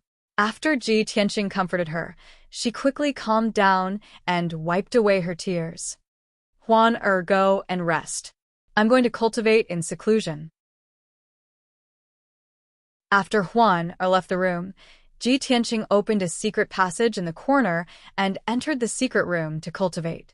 The secret room was dimly lit. He sat cross-legged in the middle of the elemental gathering array and began to cultivate the Tao of the heart of the sword. Now, the Ji clan had to add the Gu clan to their list of enemies. The situation was getting more and more dangerous. Ji Tianqing only wanted to cultivate the 12 strands of sword qi as soon as possible. He wanted to condense the sword embryo in his body and increase his strength as soon as possible. In this world where martial arts were respected, only powerful martial arts could protect himself, his father, and the Ji clan. However, when Ji Tianqing sensed the 2 strands of sword qi in his body, his expression changed. He revealed a look of deep surprise. "I condensed 2 strands of sword qi last night. Why is there only 1 strand left?" Last night, he had diligently cultivated for an entire night and only managed to condense 2 strands of sword qi. 1 strand was stored in the Huizong acupoint on his right arm and the other in the Yangqi acupoint on the back of his hand. But now, the sword qi in the Huizong acupoint was still there, but the sword qi in the Yangqi acupoint was gone. Ji Tianqing was both depressed and puzzled. He frowned and thought for a long time. Suddenly, he recalled the scene after Gu Hao was killed and blood appeared on his chest. At that time, I only slapped Gu Hao once. There was a wound on his left chest. Obviously, he died because his heart was injured. Thinking of this, Ji Tianxing's eyes suddenly lit up. He instantly guessed the reason. I understand now. It must be that strand of sword qi that killed Gu Hao. No wonder he was slapped to death by me. So that's why. I didn't think that the sword qi that I condensed would have such a strong power. Ji Tianxing was enlightened, and his mood became excited. Only with the strength of the true element realm would one be able to release the true essence from their body and increase the power of their attacks. I didn't think that with only the strength of the third level of the body refinement realm, I would be able to use sword qi to kill people. The Tao of the sword heart is indeed marvelous and too strong. Right now I'm only condensing sword qi. When I successfully condense the sword embryo, how strong would its power be? I'm afraid it wouldn't be much different from the true element realm, right? Ji Tianxing could faintly feel that although the Tao of the sword heart that he cultivated seemed to be an unorthodox path, it had a power that orthodox martial arts could not match. After a long while, his mood calmed down, and he began to concentrate on cultivating, continuing to condense sword qi. With the previous experience of condensing sword qi, now that he was cultivating sword qi again, his speed was slightly faster. He cultivated continuously for a day and a night, and actually successfully condensed 5 strands of sword qi. Including the sword qi in his Huizong acupuncture point, he already had 6 strands of sword qi. He had already completed half of the 12 strands of sword qi required to condense the sword embryo. Ji Tianxing's spirit was aroused, and he originally wanted to continue cultivating. But he had cultivated continuously for 24 hours and had used up too much of his energy. He was already famished and had no choice but to end his cultivation. Currently, he was only at the body refinement realm and was still far from the realm where martial artists did not need to eat. Furthermore, body refinement realm martial artists originally needed to consume large amounts of meat and tonics daily to replenish their blood and qi and convert it into essence qi to temper their body and raise their strength. When Ji Tianxing left the secret room and returned to his room, the sun was rising from the east and the sun was shining brightly in the morning. He let Huan bring over a lot of food from the kitchen and had breakfast in his room. Huan brought out 9 plates of delicious delicacies from the food box and a bowl of light green rice, which filled the entire table. Ji Tianxing glanced at the dishes and rice on the table and could not help but reveal a smile. Fire beef, spiritual mutton, mystic tiger meat, spiritual herb roasted chicken. All of them are first-rank demonic beast ingredients, and there's also a bowl of rice made from spiritual rice. This meal cost at least 10,000 taels of silver. It's even better than my meals in the past. Father really put a lot of thought into this. Huan nodded her head worriedly. That's right. Ever since young master got into trouble, old master not only did not reduce your monthly allowance, he even doubled it. The elders of the other halls are very dissatisfied with old master's methods. Last night, they even quarreled with old master in the main hall because of the Gu clan. While eating, Ji Tianxing sneered without raising his head. Hee, my uncles have always been suppressed by my father, and their children have also been suppressed by me to the point that they can't breathe. Now that something has happened to me, they are relieved and can finally hold their heads high. Huan pursed her lips and continued. Eldest young master, yesterday people from the Gu clan came to the residence and caused a ruckus. They threatened to make you pay with your life, but old master temporarily suppressed this matter. Today, the Gu clan found the help of 2 other aristocratic families and joined forces to pressure old master. Today, old master went to negotiate with them. The 3 elders of the residence not only did not help old master resolve this matter, but they also secretly rejoiced in others' misfortune. They discussed handing you over to the Gu clan to be dealt with so that the Ji clan would not be implicated. Ji Tianxing continued to eat, without changing his expression. It was obvious that he had already expected the reaction of his 3 uncles. He was not surprised or angry at all.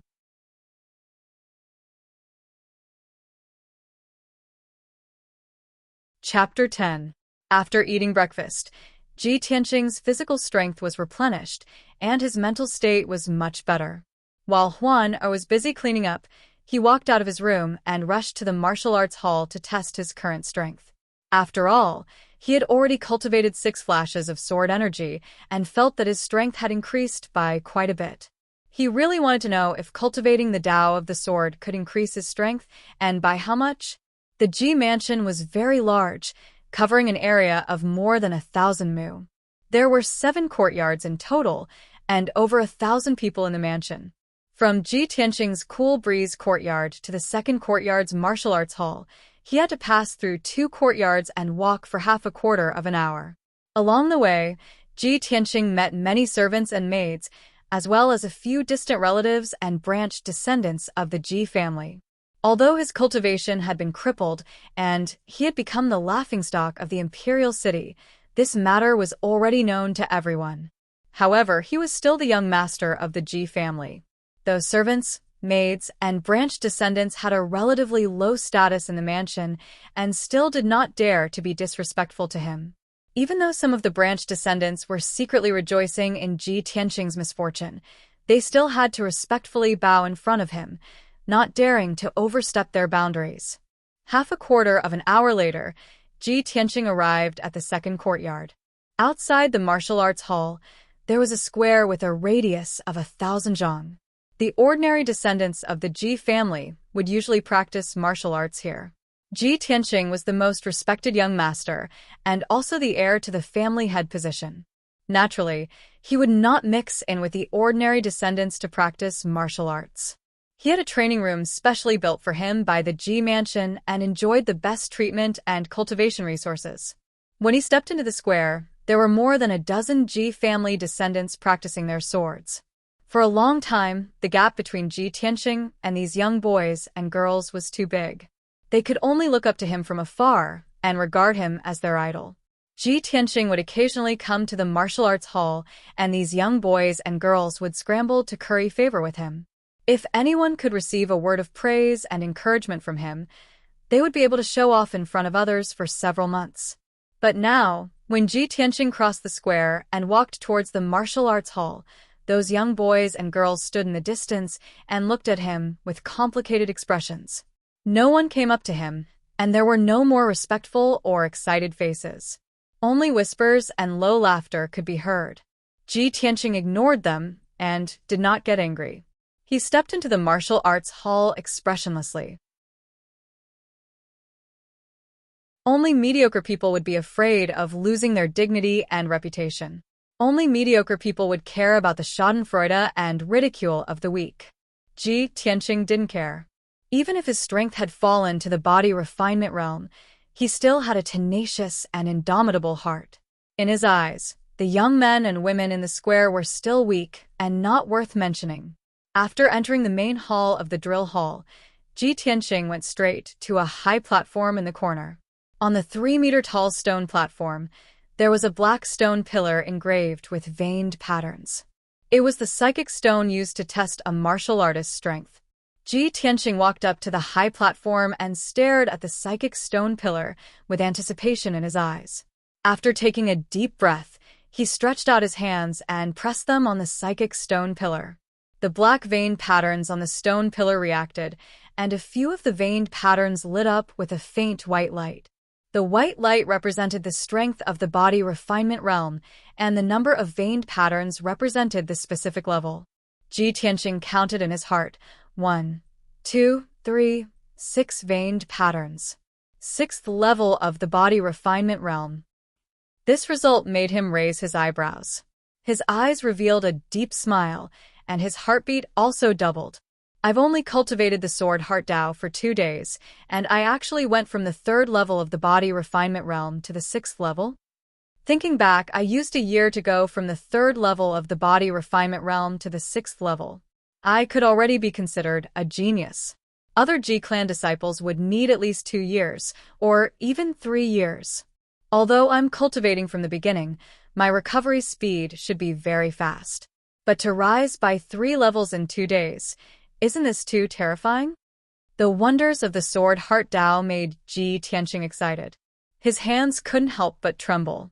A thought immediately appeared in his mind.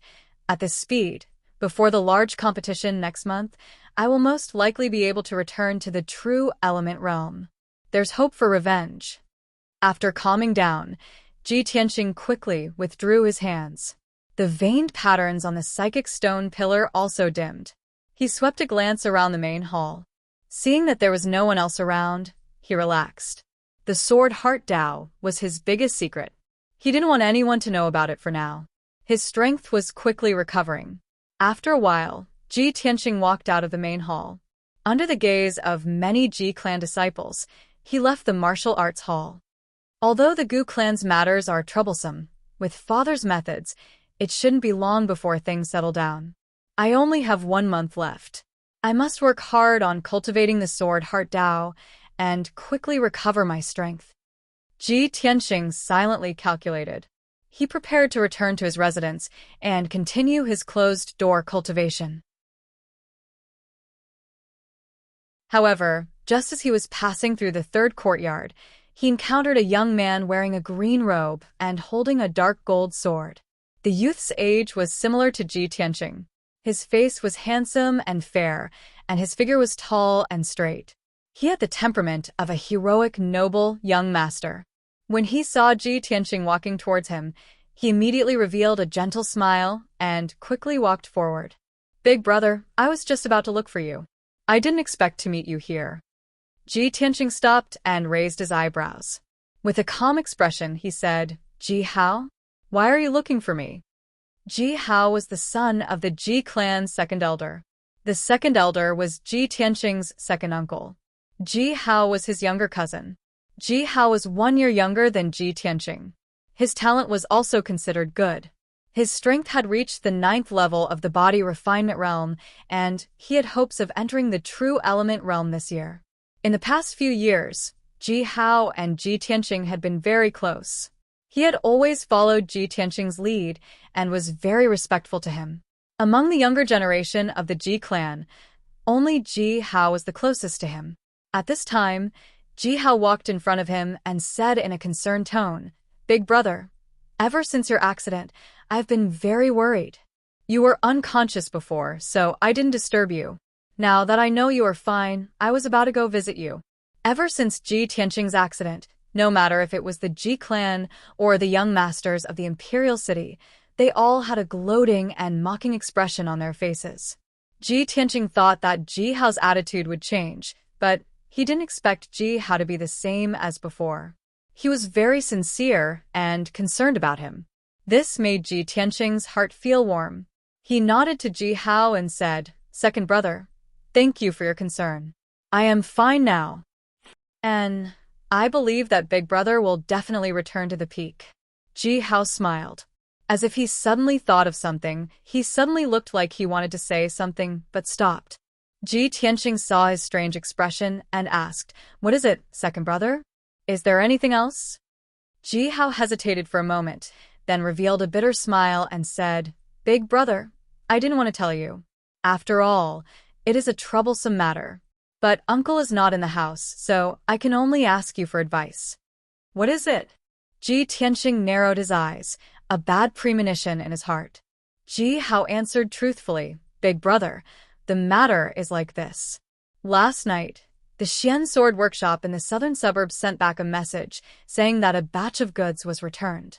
The price is over 2 million silver." Ji Tianqing immediately frowned, his eyes revealing a hint of surprise and anger. The Xian Sword Workshop was actually returned. The Xian Sword Workshop in the southern suburbs was one of the 4 high-level forging workshops of the Ji clan. It specialized in forging Xian-level weapons. Xian-level weapons were very expensive. A Xian-level low-level sword could be sold for 30,000 silver. A Xian-level middle-level sword could be sold for 70 to 80,000 silver. Furthermore, the profits of Xian-level weapons were the most considerable. A Xian-level sword worth 2 million silver could bring the Ji clan at least 600,000 silver. Half of the Ji clan's wealth was accumulated by the 4 Xian sword workshops. All this time, the Xian sword workshop in the southern suburbs was personally managed by Ji Chongkong. In the past, when Ji Tianqing was busy with work and couldn't leave, Ji Tianqing would also share his father's worries and often go to the Xian sword workshop in the southern suburbs to supervise. Now that the Xian sword workshop in the southern suburbs had an accident, Ji Tianqing's heart also rose. Brothers, please collect it. Please support it with your recommendation tickets. Thank you, everyone.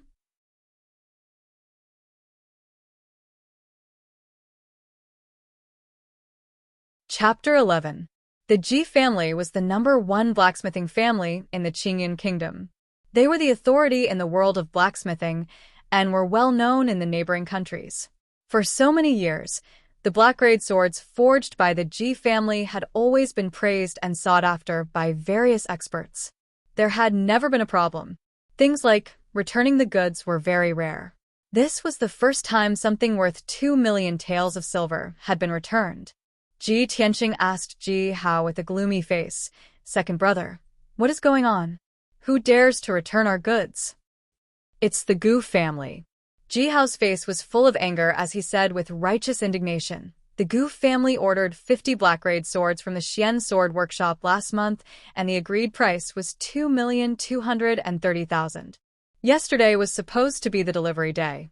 The workshop in the southern suburbs informed the Gu family to collect the goods.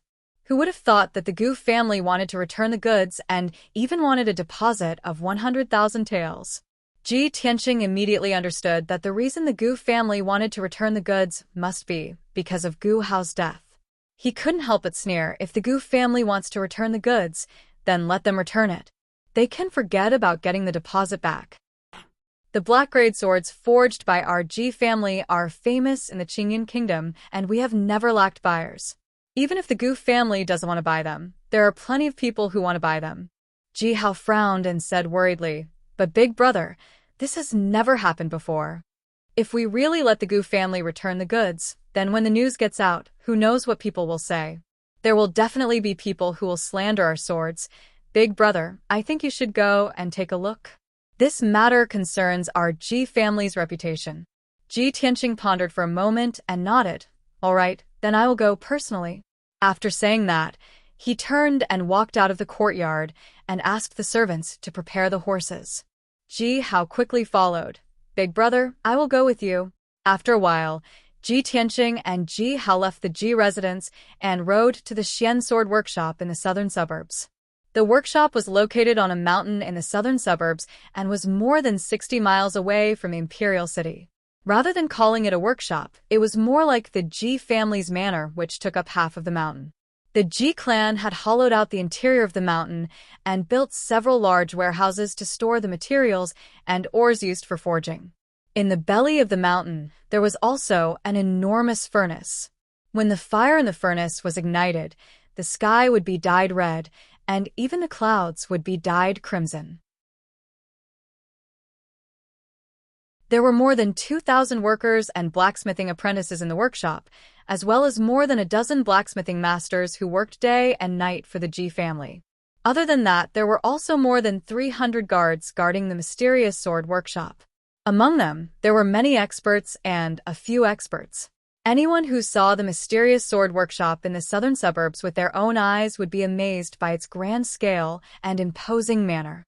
Ji Tianqing and Ji Hao took more than 2 hours to reach the mysterious sword workshop in the southern suburbs. After entering the workshop, Ji Tianqing went straight to the workshop owner, Gu Jian, to ask about the details. Gu Jian was Ji Tianqing's confidant, and he was also very familiar with Ji Tianqing. He treated Ji Tianqing with trust and passion like a nephew. He already knew that Ji Tianqing had become a cripple, so when he saw Ji Tianqing, he asked a few questions out of concern. After some small talk, Gu Jian said with a serious expression, "Eldest young master, I personally supervised the forging of these swords. There are absolutely no problems. The Gu clan is also unreasonable in their return. Right now, the elders and guards of the Gu clan are still sitting in the reception hall. What do you think?" Ji Tianqing nodded and said with a cold tone, "If that's the case, Let them return the goods if they want to. Deduct the deposit. From now on, the Ji clan will never sell another weapon to the Gu clan. As for the 50 swords, we will find another buyer. Do you think the swords made by the Ji clan can't be sold? Gujian originally had the same idea, but this was a serious matter. Only the clan master, Ji Chongkong, or the eldest young master personally said so could he carry out this plan. Seeing that Ji Tianqing agreed, Gujian cupped his hands and accepted the order. He then went to negotiate with the Gu clan. After dealing with this matter, Ji Tianqing left the workshop with Ji Hao. When the two went down the mountain, it was close to noon. There was no one on the official road at the foot of the mountain, only the two of them were galloping. An hour later, the two of them were riding through a lush green forest. Ji Tianqing suddenly realized that there were several horse-tripping ropes in front of him on the official road about 30 meters away, blocking his path. Nay. Ji Tianqing hurriedly pulled on the reins, wanting to stop the galloping white horse. The white horse let out a neigh and galloped for another 7 to 8 meters before stopping in front of the tripwires. Ji Hao's horse also stopped beside him. It even raised its front hooves high, almost knocking Ji Hao off his horse. Second brother, be careful. There might be an ambush here. Ji Tianqing reminded Ji Hao in a low voice. He gripped the black level upper-grade treasure sword at his waist, the blood dragon sword. Ji Hao immediately understood and also pulled out his black gold treasure sword with a clang. He looked around vigilantly. At this moment, from the dense forest on both sides of the official road, there was suddenly a clatter sound. In the next moment, 6 martial artists wearing tight black clothes and masks rushed out as fast as the wind. They waved their swords and rushed towards the two of them. Kill. The 6 martial artists rushed over with murderous intent. Their movements were very vigorous and fast. In the blink of an eye, they were in front of Ji Tianqing and Ji Hao. Although Ji Tianqing's strength had fallen to the body refinement realm, his martial arts experience was still there. His eyes were still sharp. Just by looking at the movements and speed of the 6 martial artists, he could tell that their strength was not ordinary. They were probably at the 8th level of body refinement realm. Whoosh, whoosh, whoosh. The 6 martial artists waved their swords at the same time and slashed at Ji Tianqing and Ji Hao. 4 of the martial artists surrounded Ji Tianqing, and only 2 attacked Ji Hao. Seeing the swords and sabers coming in front of him, Ji Tianqing subconsciously pulled out his blood dragon sword and swept it out. Clang, clang, clang. The 4 swords and sabers were all knocked away by the blood dragon sword. Ji Tianqing dodged the attack, but he was also knocked off his horse by the power of the 4 people. The web between his thumb and index finger was bleeding and his right arm was numb. He could not use any strength. Kill. The 4 martial artists angrily roared and waved their swords and sabers at him. In a moment of desperation, Ji Tianqing rolled a few times on the ground and rolled to the side of the road. Although his face was covered in dirt, he successfully dodged the 4 swords and sabers and kept his life. Seeing the 4 warriors pouncing on him like ferocious tigers, he leaped and was about to jump into the forest. At this critical juncture, a long sword suddenly appeared from the side and viciously stabbed towards his chest. Ji Tianqing glanced at the sword from the corner of his eyes and found that the person who attacked him was one of the 2 martial artists surrounding Ji Hao. He instantly understood that the target of the 6 masked assassins was him. Brothers, my new book is updated 3 times a day. I beg everyone to vote for me.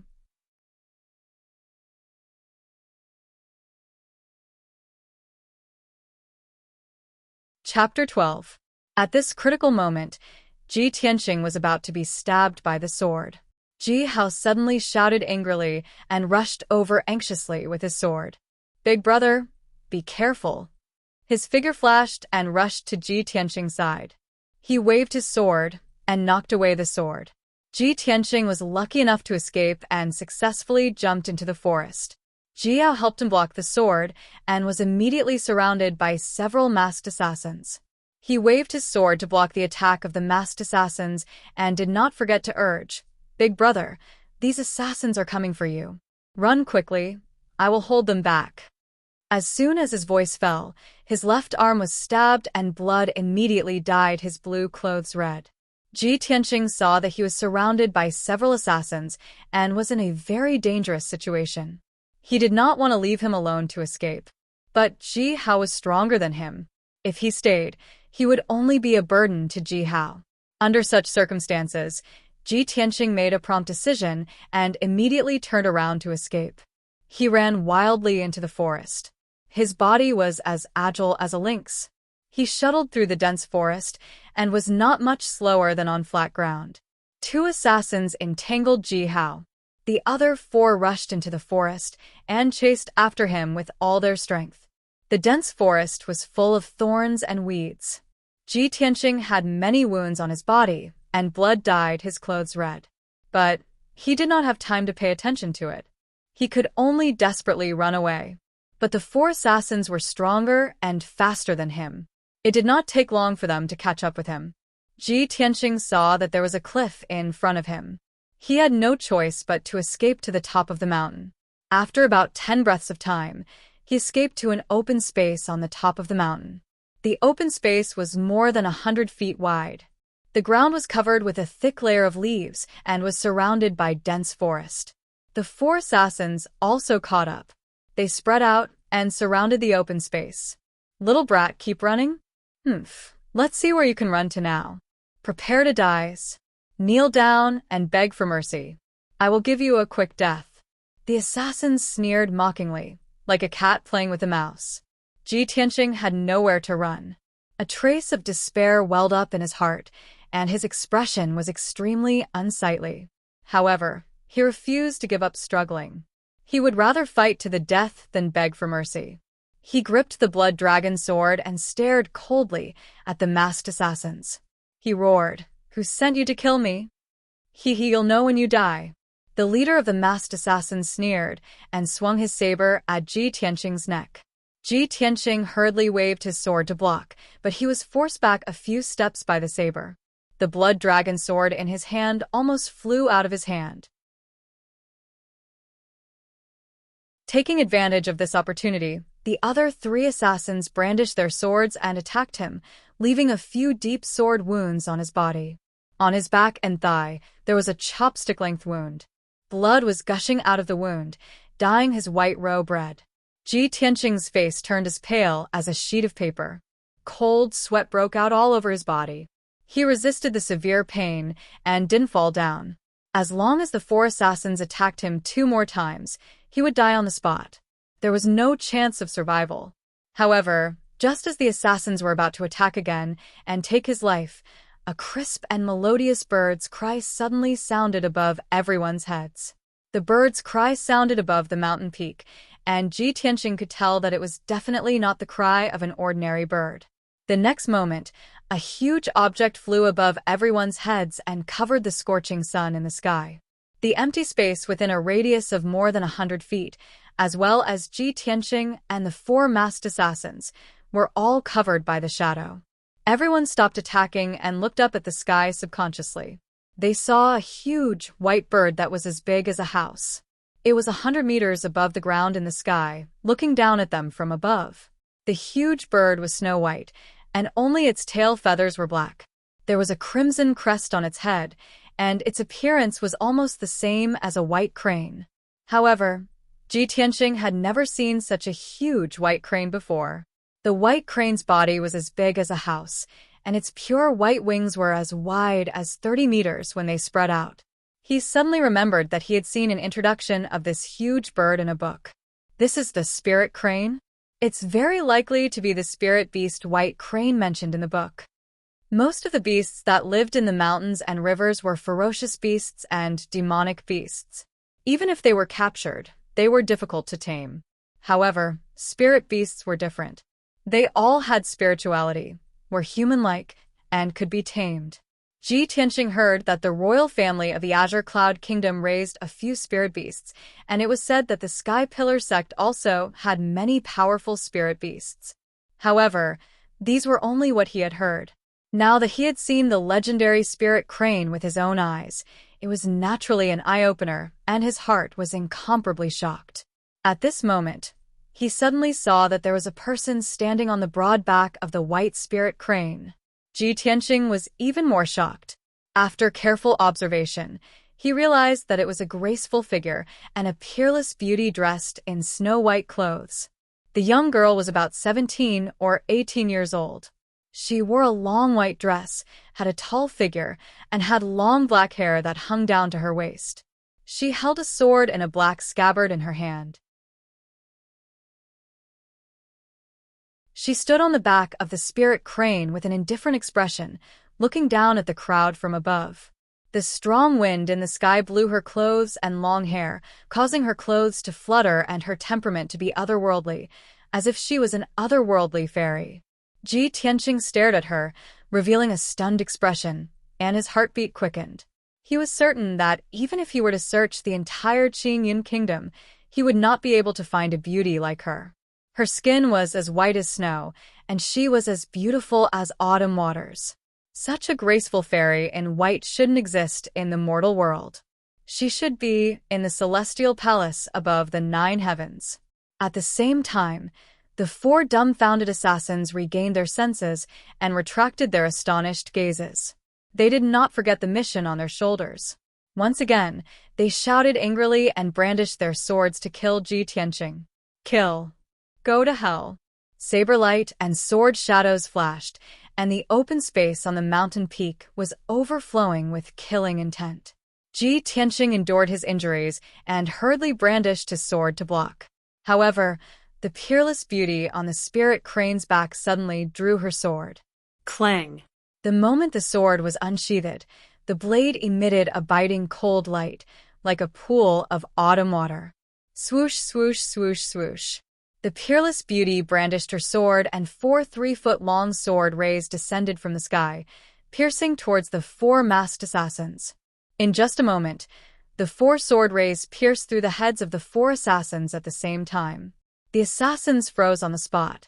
Their hands holding their swords were still in midair, but blood spurted out from their heads. In the blink of an eye, the 4 of them died at the same time. Their corpses fell to the ground and lay in the thick layer of fallen leaves, no longer moving. Ji Tianqing was also stunned. He stared dumbfounded at the 4 assassins' corpses, and his heart was in turmoil. She only swung her sword casually, but she was able to instantly kill 4 assassins from 100 meters high in the air with her sword aura? What realm has her strength reached?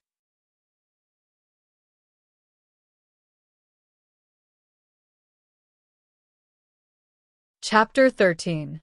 Ji Tianqing knew very well that the lady in white's strength was far beyond the true energy realm.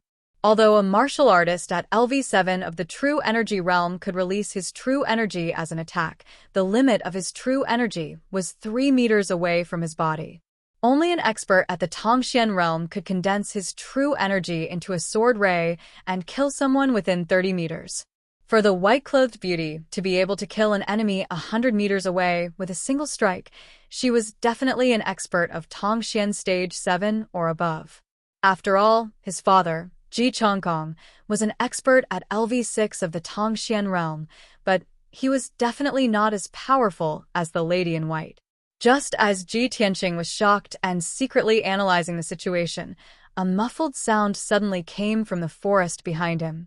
Bang! Bang. Bang. Every dull sound was like a drumstick, shaking Ji Tianqing's heart. He felt the ground tremble with the dull sound. The branches and leaves of the nearby forest swayed and parted to the sides. From the looks of it, it was as if a powerful, ferocious beast was charging out of the forest. Ji Tianqing was alert and subconsciously held the blood dragon sword tightly. The next moment, a huge black shadow rushed out of the forest and headed straight for the open space on the mountain peak. When Ji Tianqing saw the black shadow clearly, his pupils constricted and his hair stood on end. It was a giant beast that looked like a brown bear. Its body was as big as a house, and it was more than 3 meters tall. The giant beast's fur was crimson red, and there were faint sparks of fire. A pair of fist-sized brown eyes flashed with a chilling light that made one's heart palpitate. Ji Tianqing had no doubt that this bear-shaped giant beast was a high-level demonic beast. It could smash a city wall with one slap and was extremely powerful. What shocked him even more was that there was a saddle-like fur cushion on the back of the giant beast. A young man in black was sitting on it with a fiery red sword on his back. The young man was in his early 20s, and he was as tall as an iron tower. His bare arms were as thick as a tree. The muscles on his arms were knotted, and his skin was bronze. His entire body exuded a fierce aura. The bear-shaped gigantic beast rushed into the open space and stopped about 30 meters away from Ji Tianqing. The burly young man looked at Ji Tianqing condescendingly and glanced at the killer's corpse on the ground. A playful smile appeared on his face. At this time, another giant beast rushed out of the forest and stopped beside the bear. This beast was a giant silver wolf. It wasn't as big as the bear, and its footsteps weren't as heavy and frightening. The giant wolf's fur shone with a silver light. It was about 3 meters long and as tall as a person. Its entire body emitted a cold air. On the back of the silver wolf sat a young man in a white robe. However, this young man was tall and thin, and his face was sickly pale. He looked very gentle and weak, like a sickly rich young master. Of course, Ji Tianqing did not dare to underestimate the silver wolf he was riding. The burly young man and the thin young man were obviously companions and had a close relationship with each other. Seeing the thin young man panting with a pale face, the burly young man grinned and said, "Hee, senior brother Bai, you always say that your silver moon wolf is as fast as the wind. Why is it getting slower and slower along the way? It's not as fast as my red flame violent bear?" Senior brother Bai wiped his mouth with a white handkerchief and said with a smile, "Junior brother Hao, my silver moon wolf is only fast when it's killing. It's not like your red flame violent bear, which is violent and patient. It can run for nearly 10,000 miles and even cross mountains to open a path in front." The burly young man, junior brother Hao, grinned proudly. He pointed to the top of his head and said with a face full of envy, "But senior brother Bai, no matter how fast we are, we're still running on the ground. We're not as cool as senior sister, flying in the sky on a spirit crane." Senior brother Bai nodded and still had a smile on his face. When he looked at the beauty in white on the back of the spirit crane, his eyes contained a touch of imperceptible gentleness. At this time, junior brother Hao pointed to the 4 corpses on the ground and said to senior brother Bai, "Senior brother Bai, we're a step late. Senior sister just acted chivalrously and killed a few masked thieves." Senior brother Bai said with a smile, "Senior sister is cold on the outside, but warm on the inside. She's kind-hearted and benevolent. This is something we all know." "Well, that's true." Junior brother Hao nodded and then looked at Ji Tianqing. He said with a meaningful smile, "Boy, our senior sister Yunyao's identity is very noble. You can actually get her to save you personally. This is your good fortune from your previous life." Senior brother Bai just glanced at Ji Tianqing and then looked up at the beauty in white in the sky. He didn't put Ji Tianqing in his eyes at all. The beauty in white on the back of the spirit crane still had a calm face. She said in an indifferent tone, "Junior brothers, don't forget that we have important things to do on this trip. Don't delay our business." Junior brother Hao immediately restrained his smile and said, "Seriously, senior sister, we're just resting for a while. We'll continue our journey now." After that, he rode the fiery red bear and passed by Ji Tianqing. Senior brother Bai also rode the silver moon wolf and followed. The two crossed the open space on the top of the mountain and continued to rush to the north. Ji Tianqing's thoughts were tumbling in his mind. He vaguely guessed something, but he didn't show it on the surface. Seeing that the spirit crane in the sky was also about to leave, he quickly cupped his hands and thanked the beauty in white. "Thank you for saving me.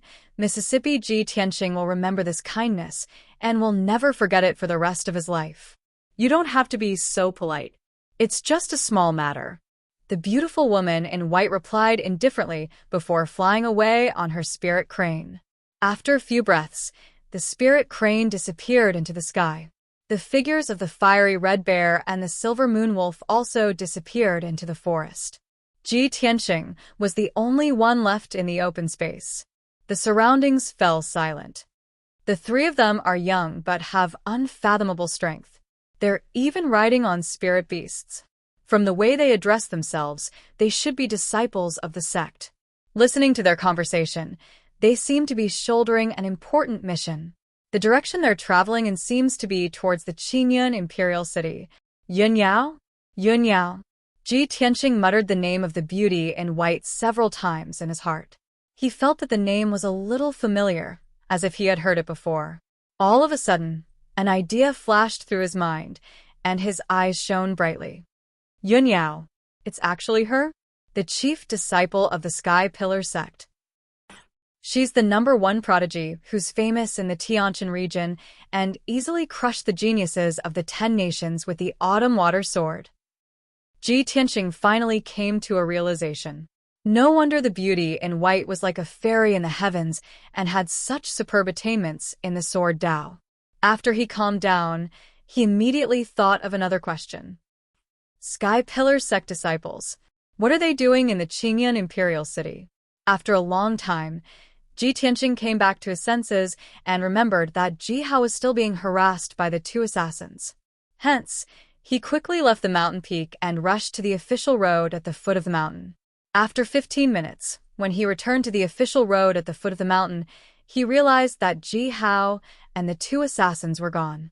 Even the white horse that he and Ji Hao were riding on was nowhere to be seen. There were a few drops of blood on the ground and a torn piece of sleeve.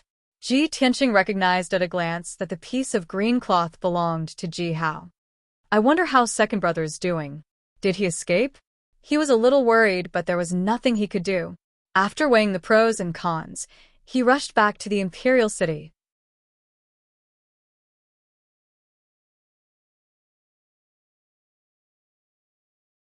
Chapter 14. When Ji Tianqing rushed back to the Ji mansion, it was already afternoon. He was covered in blood and dust, drenched in sweat as he rushed into the Ji mansion. He grabbed the guard at the gate and asked about Ji Hao's whereabouts. Is Ji Hao back yet? The guard saw that he was covered in injuries, but didn't dare to ask. He quickly answered, Eldest young master, Hao just came back not long ago. He's also injured, but his injuries don't seem serious. Ji Tianqing was relieved and finally let out a sigh of relief. It's good that he's fine. He ignored the guard's concerned questions and hurried back to the cool breeze courtyard. When he returned to his room, Huan saw that he was covered in blood and dust. She was so worried that her eyes turned red. Eldest young master, how did you get hurt? What happened?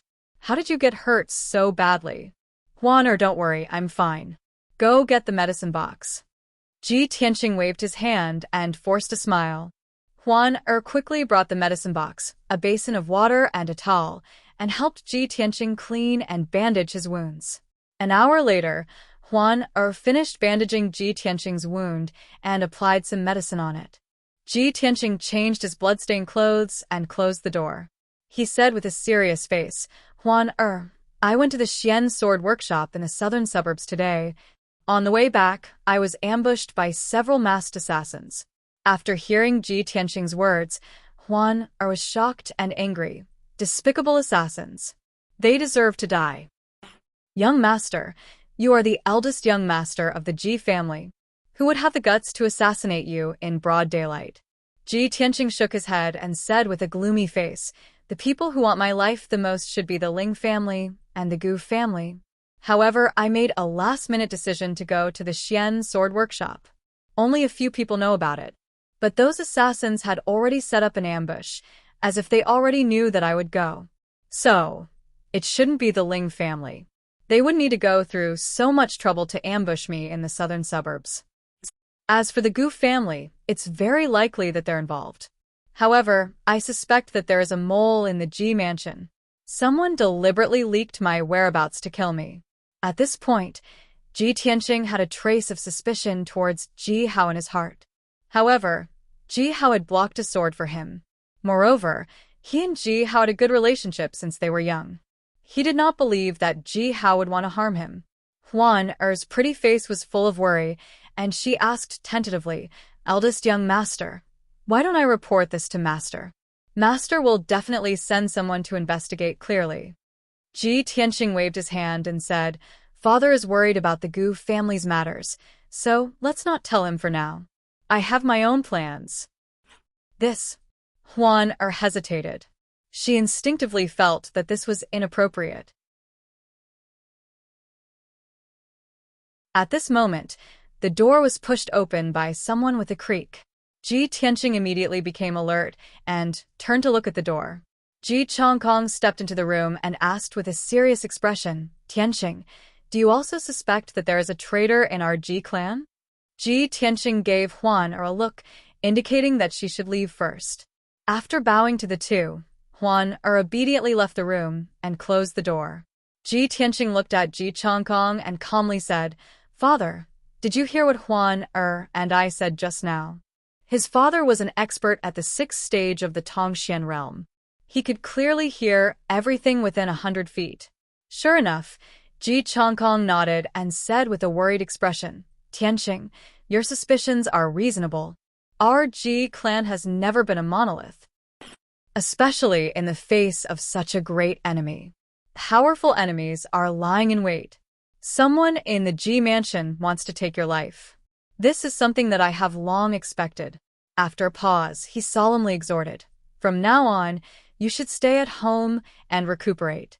You must not leave the Ji mansion as you wish. If you have to go out, you must bring a guard with you. Ji Tianqing nodded and thought of the Gu clan's matter. He asked, Father, how is the Gu clan's matter? The corner of Ji Chongkong's mouth curled into a cold smile. He said in a deep voice, How could the Gu clan fall out with our Ji clan over a hedonistic young master? Even if the Gu clan had several guts, they wouldn't dare. You don't have to worry. Just focus on recuperating. I have already suppressed this matter. It is nothing more than giving the Gu clan an explanation and compensating them with some money.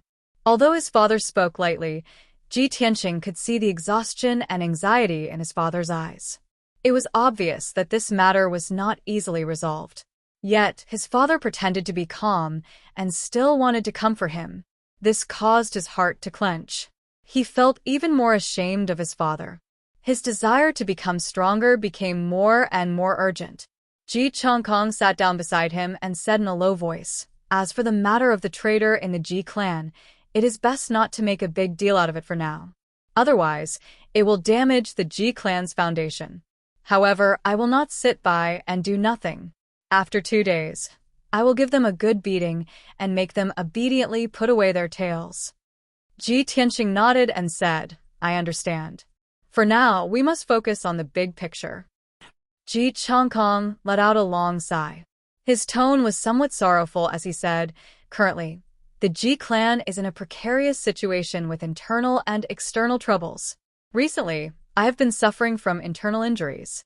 I am afraid that I do not have much time left. I am most worried about you. If I am no longer in this world one day, even if I hand over the Ji clan to you with your current situation, how will you be able to shoulder it? When that time comes, not only will the Ji clan break apart internally, who knows how many vicious wolves will pounce on the Ji clan from the outside. How will you deal with them? I am afraid that you will soon be murdered by those vicious wolves who eat people without spitting out their bones. Tianqing, for the future, what are your thoughts and plans? Ji Tianqing's heart was heavy. He felt as if his father was making arrangements for his death. He hurriedly consoled, Father, I have failed to live up to your expectations and made you worry. You are a mystic, enlightening realm expert. As long as you focus on recuperating from your injuries, you will definitely live a long life. As for myself, I already have a plan in mind. There is still about a month before the Sky Pillar Sect's entrance competition.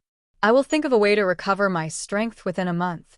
When the time comes, not only will I win the top 10 in the competition and enter the Sky Pillar Sect, but I will also wash away the humiliation the Ling clan brought me and take revenge on that bitch Ling Yunfei. Entering the Sky Pillar Sect had always been Ji Tianqing's dream. Especially today, after seeing Yun Yao and the 2 Sky Pillar Sect disciples in the southern suburbs, this thought in his heart became even more firm. He was originally a martial arts genius who was obsessed with martial arts cultivation. Of course, he yearned for the realm of experts who could fly and control the power of heaven and earth. Who didn't want to be like the disciples of the Sky Pillar sect who had unfathomable martial arts and rode powerful spirit beasts and galloped freely in the vast world? Who didn't dream of becoming the #1 elite like Yun Yao, who was famous in the Tianshan region and worshipped by the young talents of the 10 nations? Of course, Ji Tianqing wanted to. Even in his dreams, he wanted to become a martial arts powerhouse and soar high in the sky like Yun Yao, overlooking all living beings.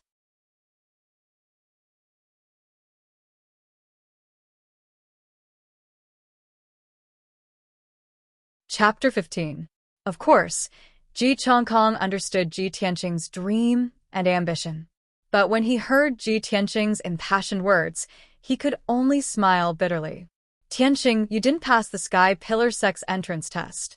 How are you qualified to participate in next month's competition? Even if you can participate in the competition, how can you win the top 10 with your current strength and enter the Sky Pillar sect? Ji Tianqing was silent. He lowered his head and looked at the mahogany table. His eyes flickered with an unyielding light. He was so confident because of the mysterious Kenshin's tomb in his body and the Tao of the sword heart that he cultivated. But this was his biggest secret. How could he tell his father? Both father and son were silent. The atmosphere in the room was a bit oppressive. Ji Chongkong patted Ji Tianqing's shoulder and said in a solemn tone, Tianqing, since you've made up your mind to enter the Sky Pillar sect, I won't stop you. After saying that, he took out a purple-black iron box from his sleeve and placed it in front of Ji Tianqing. Tianqing, this is one of our Ji family's heirlooms, the psychic star disc. I'm giving it to you now.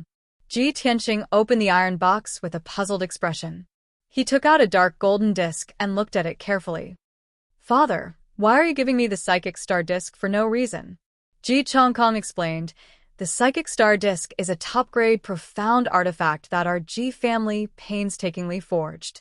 It can sense the primordial spirit qi between heaven and earth, identify spirit veins with both feng shui and feng shui, and point out mountain ranges that contain ores as well as the hiding places of rare treasures. Ever since your Dantian was damaged and your cultivation was crippled, I've read countless ancient books and finally found a way to save you. 60 years ago, a scarlet starflower appeared in the Tai Yi mountain range.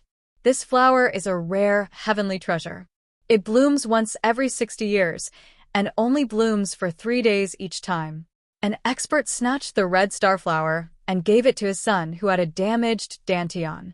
After his son consumed the flower, not only did his Dantian recover, he even reconstructed his constitution. From then on, his cultivation progressed smoothly, and he eventually became a Tongxian realm expert. Hearing this, Ji Tianqing's eyes lit up and he was shocked. Father, that scarlet starflower actually has such a powerful effect. Of course. Ji Chongkong nodded and smiled. Tianqing, do you know who that expert is? Whom? The ancestor of the Ji family, Ji Shunshao, is the grandfather of the current emperor. That young man with a damaged Dantian is the father of the current emperor. Ji Tianqing was even more astonished, and his interest in the red starflower was piqued. When he was young, he had heard of the legends of the Ji family. He knew that the Ji family had a mysterious ancestor named Ji Shunshao. It was said that Ji Shunshao had reached the origin core realm 30 years ago. Since then, he had been in seclusion and had not shown himself. The imperial family of the Royal Azure Cloud Kingdom had a mysterious expert like Ji Shunshao. That was why they were able to intimidate the feudal officials and experts of the 12 prefectures. Ji Tianqing immediately guessed his father's intention and asked, Father, you gave me the psychic astrolabe so that I can go to the Tai Yi mountain range to look for the scarlet starflower? Ji Chongkong smiled and nodded. That's right. If you can get the scarlet starflower, your problem will be solved and your strength will be restored quickly. According to my calculations, the scarlet starflower will bloom in about 10 days. At that time, Various forces will be mobilized and many experts will be looking for and snatching the scarlet starflower. With the psychic astrolabe, you have a great chance of finding the scarlet starflower before them. Ji Tianqing held the psychic astrolabe with both hands and said excitedly, I understand. Thank you, Father. Ji Changkong warned with a grave expression, Tianqing, this is an excellent opportunity for you. However, you must be careful. Your life is the most important. Ji Tianqing nodded to show that he understood and put away the psychic astrolabe solemnly. Ji Changkong left the room after explaining a few more things. After his father left, Ji Tianqing opened the secret passage in the corner and entered the secret cultivation room. After putting away the psychic astrolabe, he began to cultivate the sword Heart Dao and condense sword Qi. There are only 10 days left. Within these 10 days, I must condense 12 sword Qi and form the sword embryo.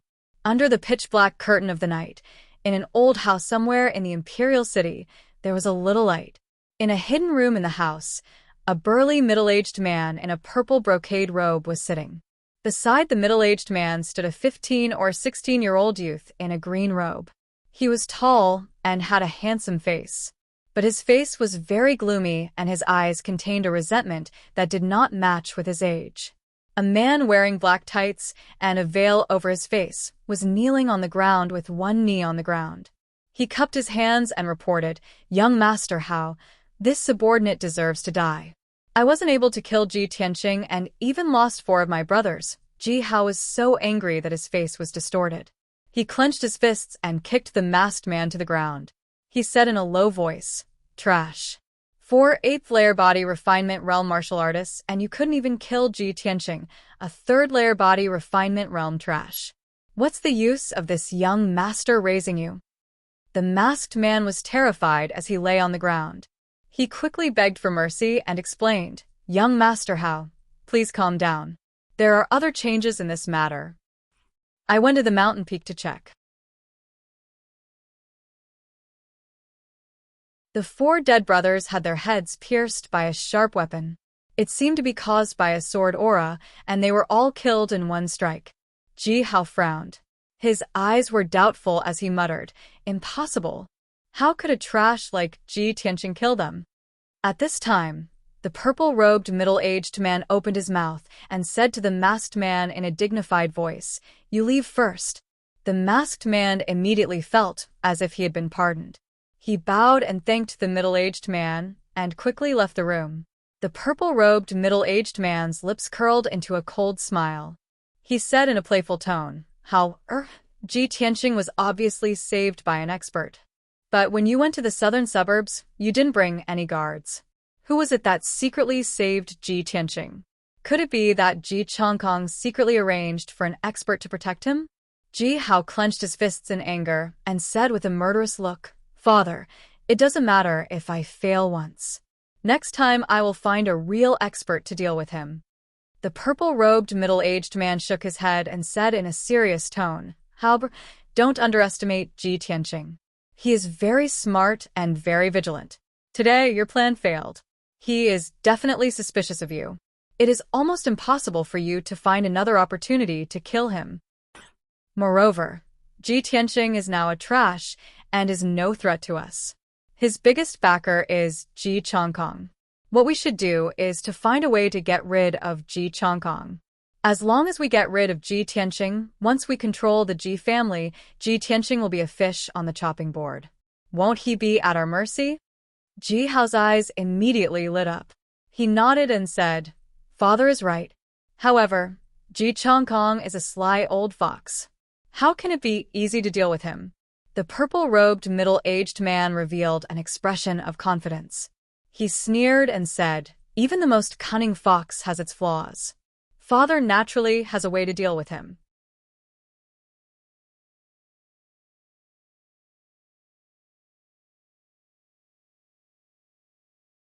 Chapter 16.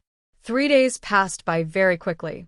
In these 3 days, Ji Tianqing did not leave the cool breeze courtyard at all as he cultivated in the secret room.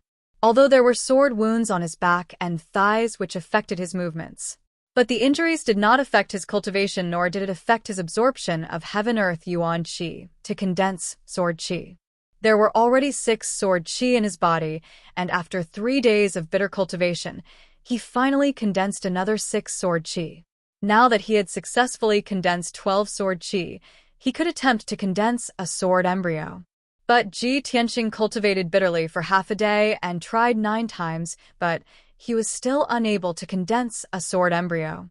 Every time he controlled the sword qi to enter his meridians and move towards his dantian, his meridians felt like they were about to be cut apart. After all, the 12 sword qi that he condensed were incomparably sharp. How could his weak meridians withstand being cut by the sword qi? Ji Tianqing endured the pain as he clenched his teeth and persevered for half a day. His clothes were completely soaked in cold sweat. But even so, he still failed and ended up in a very sorry state. He returned to his room to change into a clean set of clothes and then went to the martial arts hall. In the martial arts hall's main hall, he secretly used the spirit stone to test his strength. The result made him feel both surprised and excited. He had actually reached the 9th level of the body refinement realm. In a short 3 days, he had risen from the 6th level of the body refinement realm to the 9th level of the body refinement realm. How shocking was this? He was only 1 step away from returning to the true element realm. After returning to the cool breeze courtyard, Ji Tianqing sat in his room in deep thought. It seems like the first level of the sword heart corresponds to the first level of the body refinement realm. Once I condense the 12 sword qi into a sword embryo, I should be able to reach the true element realm. At that time, the sword embryo will be equivalent to my dantian. Just as he was deep in thought, Huanaer knocked on the door to report to him. Eldest young master. Young master, Hao said, he has something to talk to you about, and is waiting in the courtyard. Ji Tianqing's eyebrows jumped as a strange light flashed in his eyes. Ji Hao is looking for me? He frowned and thought for a while before saying to Huanaer, let him in. Huanaer responded, and Ji Hao walked into the room after a while. Today, he was wearing a luxurious brocade robe, and his hair was carefully combed. There was also a faint fragrance of flowers and plants on his body, making him look even more handsome and noble. Ji Tianqing sat at the table drinking tea. He sized him up and asked, Second brother, why are you looking for me? Why are you all dressed up? Ji Tianqing came to the table and sat down with a smile on his face. He took out a red invitation card from his wide sleeve and placed it in front of Ji Tianqing. Big brother, I just received the little prince's invitation. The little prince is hosting a banquet at the Spirit Flame Palace tonight and is inviting the young talents of the younger generation to the banquet to exchange pointers. Big brother, let's go together tonight. Ji Tianqing knew that the little prince Ji Hao was talking about was the current emperor's youngest brother, Prince Luo Yan Jiling. It was said that Prince Luo Yan's congenital dantian was damaged. Since he was a child, his progress in martial arts had been slow, and he could not store the qi of heaven and earth in his internal strength. Therefore, Jiling could only be a trash in the body refinement realm. But the heavens were fair. While depriving him of the right to practice martial arts, they also bestowed him with outstanding wisdom and strategy, allowing him to cultivate into a gentle and elegant gentleman. When Jiling inherited the position of prince, the emperor bestowed the most difficult-to-control Yan and Luo prefectures to him as his hereditary fief. That was how the name Luo Yan came to be. The 2 prefectures were about 2,000 miles in size, with more than 50 million citizens. They were also frequently invaded by neighboring countries. But after Jiling took over the Luo and Yan prefectures, he only used 2 years to completely control them and found a way to stop the neighboring countries from invading. It was easy to imagine how much strategy and methods were needed to achieve this. Other than strategy, Jiling's reputation in the Clear Sky Kingdom spread far and wide. He prioritized the country and was worried about the suffering of the people. He was also kind and generous, courteous to the wise and recruited talents. In short, in the eyes of the Clear Sky Kingdom citizens, the little prince Jiling was an almost perfect gentleman. He was also the most respectable male god in the hearts of millions of young ladies. Every year, Ling would host 3 banquets at the Spirit Flame Palace to entertain the young talents of the Clear Sky Kingdom and win over their hearts. This banquet not only gave the geniuses a chance to learn from each other, and at the same time, it could also attract talents for the Clear Sky Kingdom. That was why it was called the Dragon's Gate Banquet. The meaning of the 2 words Dragon's Gate was that the geniuses who attended this banquet would be able to leap over the Dragon's Gate and have a meteoric rise. The young martial artists of the Clear Sky Kingdom were all proud to be able to attend the Dragon's Gate Banquet. However, Ji Tianqing had only been there once 2 years ago, and he had never been there again. At that time, he already had the reputation of being the #1 genius in the Imperial City. He didn't treat those young talents as his opponents and disdained to flatter and interact with them. Later on, Ling sent him 2 invitations, but he didn't go. Ling didn't invite him again. Thinking of this, Ji Tianqing glanced at the invitation and said calmly, "Second brother, you know that I don't like the atmosphere of the Dragon's Gate Banquet. I haven't been there for the past 2 years. Moreover, Ling only invited you, and didn't invite me." Ji Hao was a little excited and agitated. He quickly persuaded, "Big brother, I know that you don't like the Dragon's Gate Banquet, but tonight is different. I heard that the Dragon's Gate Banquet was brought forward by a month because of the Sky Pillar Sect's instructions. Moreover, the Sky Pillar Sect's people will be there tonight." Seeing that Ji Tianqing seemed to be moved, Ji Hao struck while the iron was hot and persuaded, "Big brother, I know that you've always dreamed of joining the Sky Pillar Sect. Unfortunately, you didn't pass the entrance test. Even if your strength has declined, we can still meet the Sky Pillar Sect's people at the Dragon's Gate Banquet. Perhaps things will take a turn for the better?" Ji Tianqing remained silent. The figures of Yun Yao and the 2 Sky Pillar Sect's disciples appeared in his mind. Could it be that they came to the Clear Sky Imperial City for this matter? He secretly speculated in his heart. He only felt that there must be something else going on at the Dragon's Gate Banquet tonight. When he thought of the peerless beauty in white who rode on a spirit crane and soared in the sky, he couldn't help but nod in agreement. "All right, I'll go with you tonight." Seeing that he nodded in agreement, Ji Hao instantly revealed a smile. "That's right, big brother. I knew that you would definitely pull yourself together." He and Ji Tianqing agreed to depart at night time. Then, he kept the Dragon's Gate Banquet invitation and left the Clear Wind Courtyard. In a small courtyard in the Ling residence, Ling Yunfei, who was wearing a long white dress, was sitting under a tree, engrossed in an ancient book in her hands. Suddenly, a white carrier pigeon flew into the courtyard and landed on the stone table in front of her. Ling Yunfei put down the ancient book and looked at the carrier pigeon in confusion. She reached out and untied a copper tube from the carrier pigeon's leg. There was a piece of paper in the copper tube. After she opened the paper, she saw a sentence on it, but there was no signature. Ji Tianqing will be attending the Spirit Flame Palace's banquet tonight. Ling Yunfei raised her eyebrows. Her clear eyes suddenly revealed a cold sneer and murderous intent. "Huh, you're walking right into my trap? How can I let you live until tomorrow?"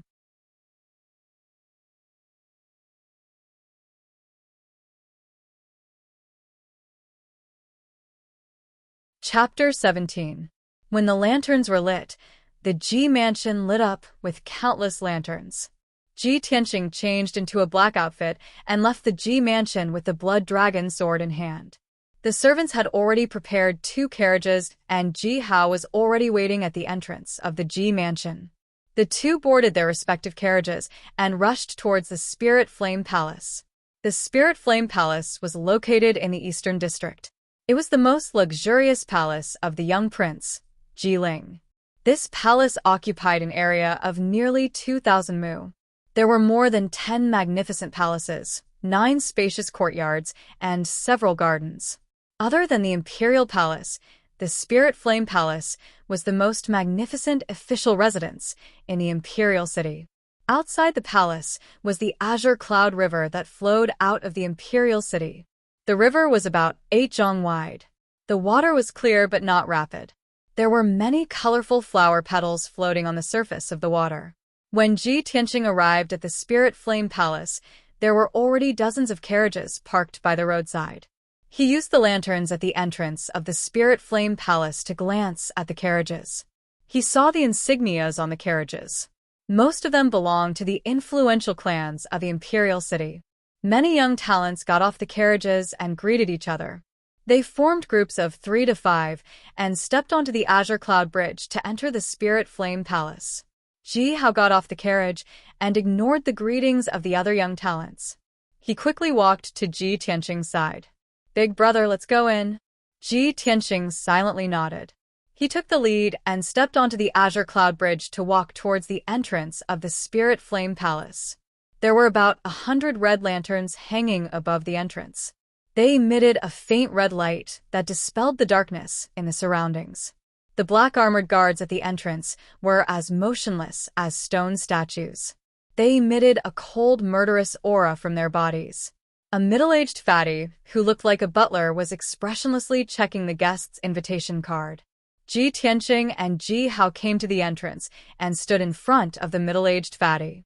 Ji Hao quickly took out the invitation card and handed it over with a smile. The middle-aged fatty glanced at the invitation card, and his gaze fell on Ji Tianqing. He asked indifferently, "Where's your invitation card?" Ji Tianqing frowned. Just as he was about to speak, Ji Hao spoke first and explained with a smile, "Steward Wang, this is my big brother, the first young master of the Ji family. Do you still need an invitation?" Steward Wang's expression immediately became playful. He said in a mocking tone, "Hee, the little prince has invited great young Master Ji to a banquet several times, but great prodigy Ji looks down on the little prince's Dragon Gate banquet. Today, prodigy Ji has become prodigy Ji, but he still dares to attend the Dragon's Gate banquet. What a joke." When the young geniuses near the entrance heard Manager Wang's sarcastic words, it was as if they had been injected with chicken blood. They immediately surrounded him with faces full of excitement. Ji Tianqing's expression changed, and a cold light flashed in his eyes. Pa. Without saying a word, he swung his hand and fiercely slapped Manager Wang's face. Manager Wang immediately staggered from the slap. The fat all over his body trembled, and he almost fell to the ground. He held his red and swollen face and glared at Ji Tianqing. He still hadn't recovered from his shock. He had the strength of an 8th-level body refinement realm cultivator, but he didn't see how Ji Tianqing made his move. Moreover, he didn't dare to believe that Ji Tianqing, who had already been reduced to a trash and a laughingstock, would dare to slap him in front of everyone. The surrounding young geniuses were also dumbfounded. They simply couldn't believe that this was real. Manager Wang regained his senses and immediately roared in a flustered and exasperated manner. "Ji Tianqing, you have guts, you actually dare to hit me?" Ji Tianqing looked at him expressionlessly and said in an indifferent tone, "So what?" Manager Wang immediately froze. He was so angry that his entire body trembled, but he couldn't say anything. Indeed, he was the manager of the Spirit Flame Palace and the little prince's lackey. It was fine for him to bully ordinary nobles. But Ji Tianqing was the young master of the Ji family, one of the 4 great families. How could the little prince fall out with the Ji family for him? Manager Wang didn't have any more temper. He could only stare fiercely at Ji Tianqing as he cursed his 18 generations of ancestors in his heart. Ji Tianqing withdrew his gaze and expressionlessly walked into the Spirit Flame Palace. Ji Hao followed closely behind. When he passed by Manager Wang, he didn't forget to give him a look of disdain. As for the reason for his disdain, perhaps only he knew. After entering the Spirit Flame Palace, there was a wide marble path in front of them. At the end of the path was the Green Cloud Hall. This was where the Dragon's Gate banquet would be held. The Green Cloud Hall was brightly lit. The center area was empty, and there were over 100 short wooden tables placed against the walls. The red lacquered wooden tables had several plates of fruits, a jug of wine, and a few plates of snacks on them. When Ji Tianqing and Ji Hao stepped into the hall, they saw that there were already over 30 youths sitting in the hall. All of them were handsome and elegant, carrying swords and sabers. Those who were familiar with each other sat together and whispered to each other from time to time, revealing a knowing smile. There were also some lonely youths and young girls who silently knelt behind the tables.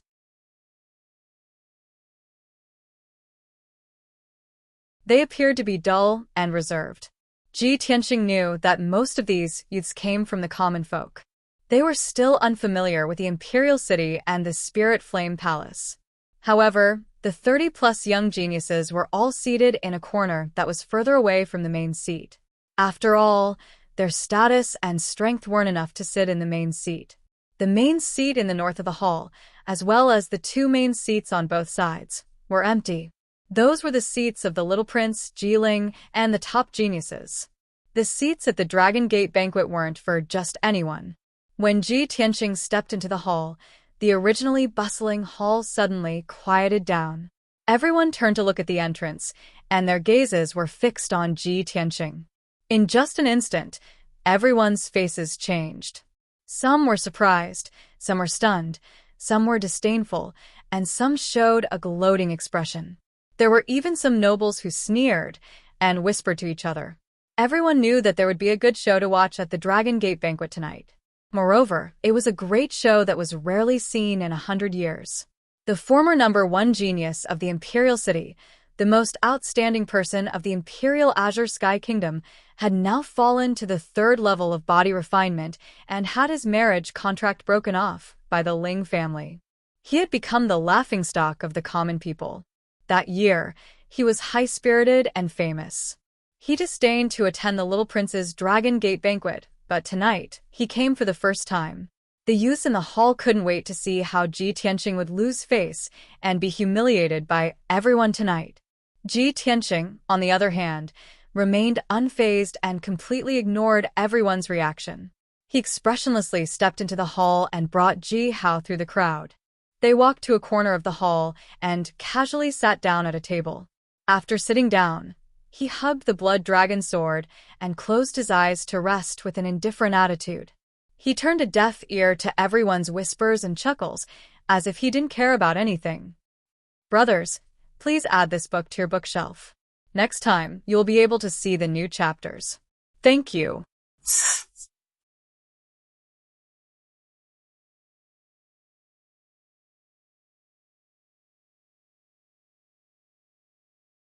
Chapter 18. A quarter of an hour passed quickly. During this period of time, another 40-plus young talents entered the Azure Cloud Hall one after another. At this moment, there were already more than 80 people seated in the hall. The atmosphere was lively and noisy. The few seats near the main seat were for the top 10 young talents of the younger generation, and they were still empty.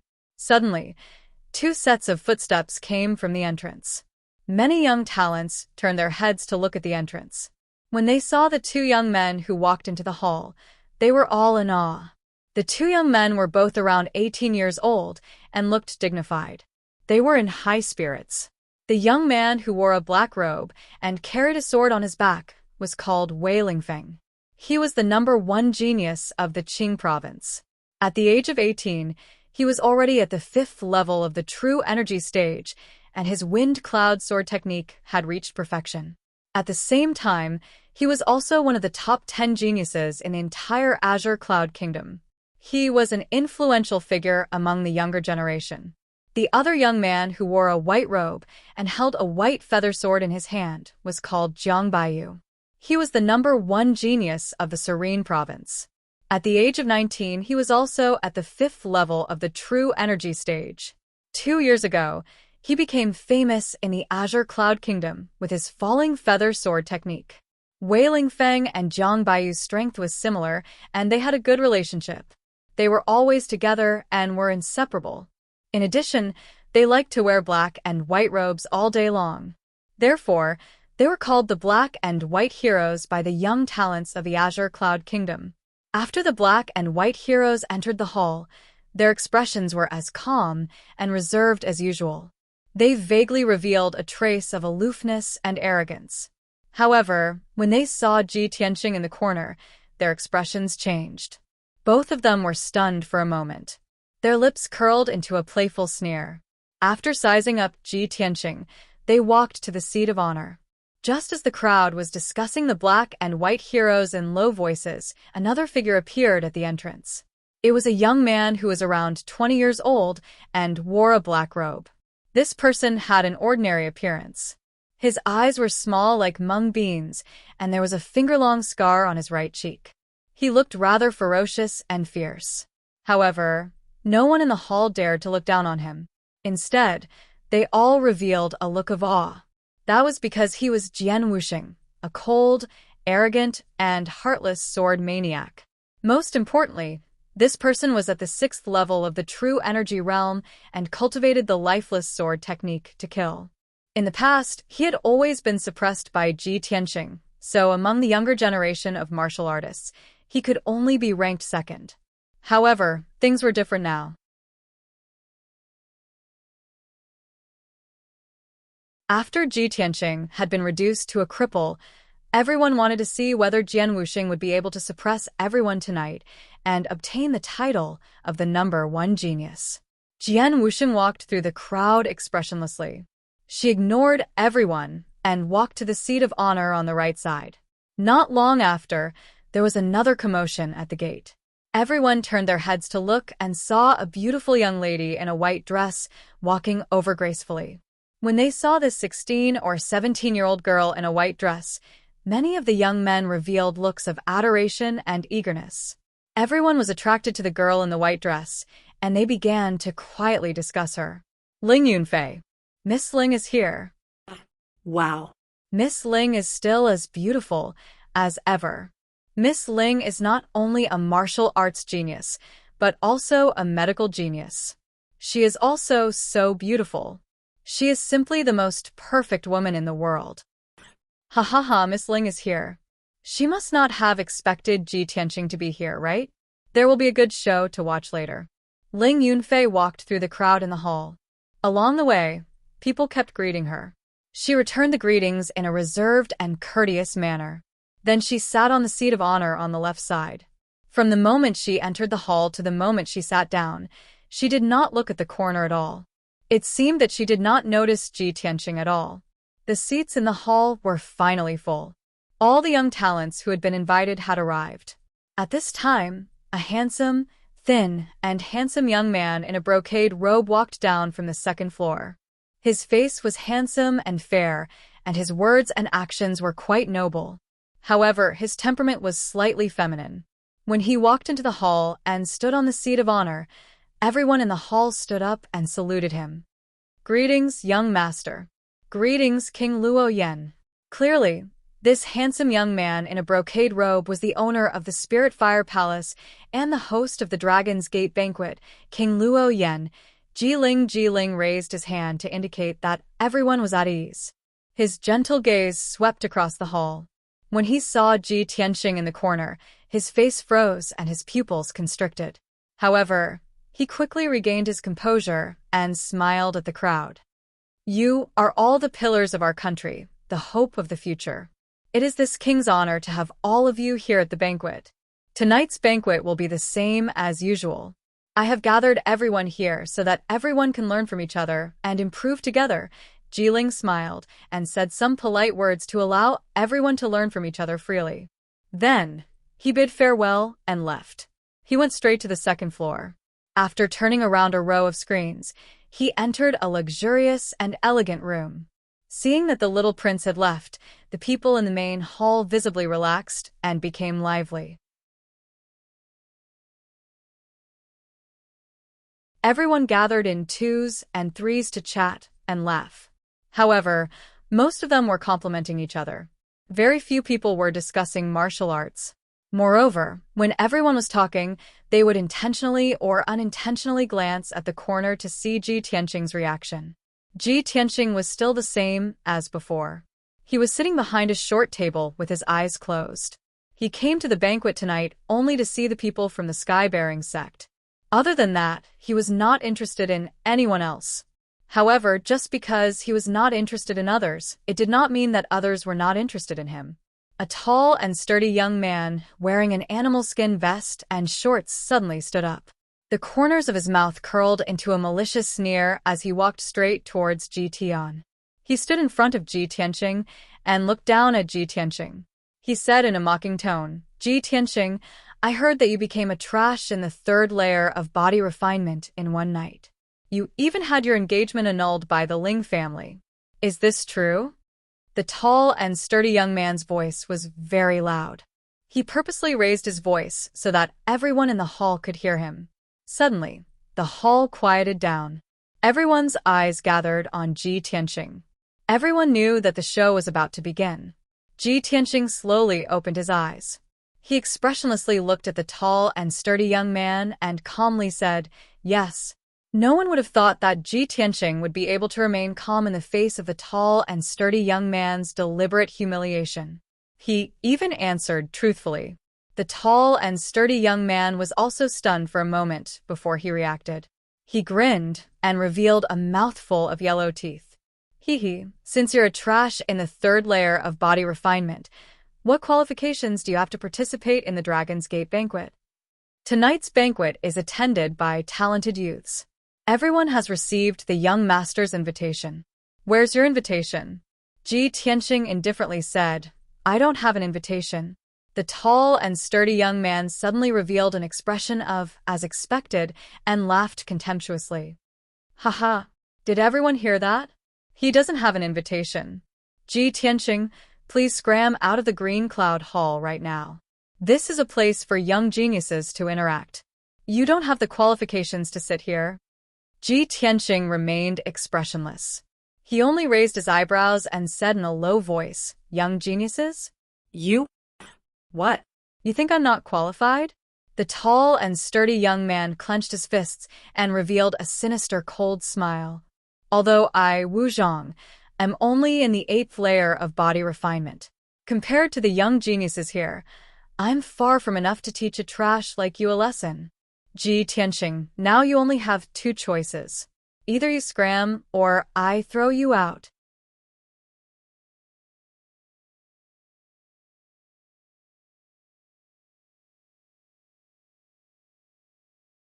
Chapter 19. Wu Zhang, 19 years old this year, was at the 8th level of the body refinement realm.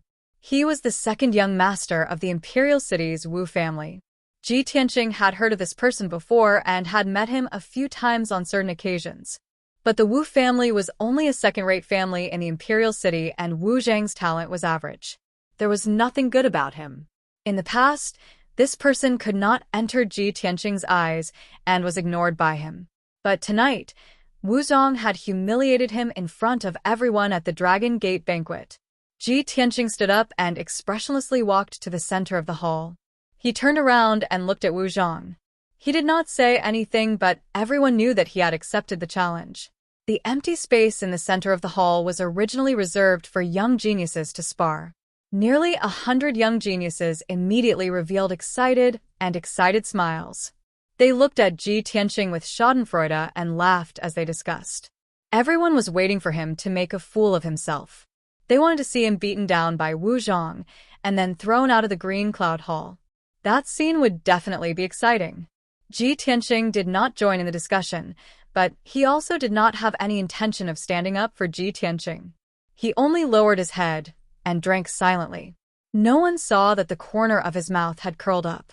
Under the jeering of the crowd, Wu Zhang charged at Ji Tianqing with a cold smile. "Trash, lie down for me." When he was 5 steps away from Ji Tianqing, he suddenly roared and raised his fists to smash at Ji Tianqing's head. Wu Zhang was originally tall and sturdy, and this attack contained all his strength. His fists contained a powerful force that broke through the air. He had absolute confidence that he could knock down Ji Tianqing in one move. However, Ji Tianqing remained unmoved. He looked at him expressionlessly, without the slightest trace of fear or seriousness. Only when Wu Zhang's fists were 3 inches away from Ji Tianqing did Ji Tianqing counterattack with lightning speed. His hands were still holding the blood dragon sword. He took half a step back and dodged Wu Zhang's fists. Just as Wu Zhang brushed past him, he suddenly lifted his right leg and ruthlessly kicked Wu Zhang's waist. Boom. With a muffled thud, Wu Zhang was sent flying by Ji Tianqing's kick, drawing an arc in the air before landing heavily on the ground 20 feet away. Wu Zhang was like a heavy bull. With a bang, he fell to the ground and rolled several times before coming to a stop. Blood foamed out of his mouth. His eyes were red with anger, and he roared angrily. No. This is impossible. Ji Tianqing, you piece of trash. How can you possibly be a match for me?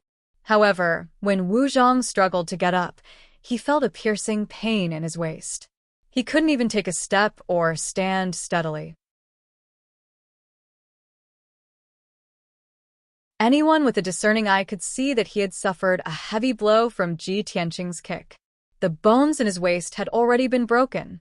Everyone revealed an indescribably shocked expression. The laughter and discussion disappeared as they stared at Ji Tianqing in disbelief. Ji Tianqing hugged his treasure sword and expressionlessly walked in front of Wu Zhang. He indifferently said, Do you have the qualifications to sit here? The words that Wu Zhang had humiliated him in front of everyone were now returned to him. Wu Zhang was so angry that he spat out blood. His entire face was twisted. Humiliation. Enormous humiliation. Was there anything more ironic and humiliating than this in this world? Wu Zhang was so ashamed that he couldn't say a single word. His eyes rolled back and he fell to the ground, unconscious. Very quickly, guards rushed in and carried the unconscious Wu Zhang away. Ji Tianqing returned to his seat and sat down. The hall fell into silence. Everyone secretly looked at him with eyes filled with shock. They obviously couldn't accept this fact. How could a trash at the 3rd level of the body refinement realm seriously injure Wu Zhang, who was at the 8th level of the body refinement realm with just one kick? Many people suddenly understood that Ji Tianqing's strength had already recovered a bit. He was no longer a trash at the 3rd level of the body refinement realm. It was very possible that he had recovered to the 8th level of the body refinement realm. When they thought up to here, those body refinement realm young men that originally wanted to provoke and humiliate Ji Tianqing immediately gave up and became listless. Ling Yunfei's face was a little cold. Her eyes were filled with killing intent. She secretly thought, damn it, how could he recover so quickly? In just a few days, he returned to the 8th level of the body refinement realm. I definitely can't let him live peacefully. I definitely can't let him recover his strength to take revenge. Luckily, I've already made arrangements. Humph. Among the young talents in the hall, there were over 30 people who had reached the true element realm. Even if they had seen Ji Tianqing defeat Wu Zhang with one move, they still wouldn't put it in their hearts. The top 10 geniuses still didn't spare a glance for Ji Tianqing.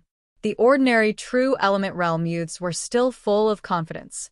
Their expressions were full of ridicule as they discussed. I really didn't think that Ji Tianqing would recover to the 8th level of the body refinement realm so quickly. He used to have the strength of the 7th level of the true element realm. His battle experience is much stronger than Wu Zhang's. Even if he only has the strength of the 7th level of the body refinement realm, he can still completely defeat Wu Zhang. Humph, so what if he recovered to the 8th level of the body refinement realm? He's just a trash in the body refinement realm. Even a 1st level true element realm cultivator can casually defeat him. Yeah, recovering to the 8th or 9th level of the body refinement realm is easy. But if he wants to quickly return to the true element realm, that is absolutely impossible. Brotherly, aren't you at the 1st level of the true element realm? Why don't you go fight with Ji Tianqing and see what level he has recovered to? I have no grievances with Ji Tianqing. Why would I go and humiliate him? You guys can just relax and watch the show. There will definitely be people who will make a move. Just as everyone was discussing, Ling Yunfei secretly turned her head and gave a meaningful glance to a dark-skinned youth behind her. The tall and skinny dark-skinned youth immediately understood and immediately stood up. He held a black iron treasure sword and walked towards Ji Tianqing with a gloomy face. When everyone saw the dark-skinned youth, they all revealed playful smiles, and their eyes were filled with anticipation. Look, Hua Yunfei is about to make a move. Although Hua Yunfei is only at the 2nd level of the true element realm, defeating Ji Tianqing will be easy. I dare to bet that Hua Yunfei can beat Ji Tianqing to the ground in 3 moves. 3 moves? Aren't you overestimating Ji Tianqing a little too much? I think 1 move is enough. Hua Yunfei walked to the center of the hall and looked disdainfully at Ji Tianqing, who was in the corner. He said in a cold voice, "Ji Tianqing, do you dare to fight with me?" Ji Tianqing raised his eyes slightly and glanced at him expressionlessly. He then looked at Ling Yunfei, who was sitting on the left side of the seat of honor. When he looked at Ling Yunfei with his cold eyes, Ling Yunfei was also looking at him with a mocking sneer on her face. Seeing that Ji Tianqing was silent, Hua Yunfei bellowed, "Ji Tianqing, if you don't dare to accept the challenge, then kneel down obediently and beg for mercy. Perhaps I will let you go." A cold light flashed in Ji Tianqing's eyes. He immediately stood up and walked towards Hua Yunfei. "Brothers, please add it to your collection and recommend it."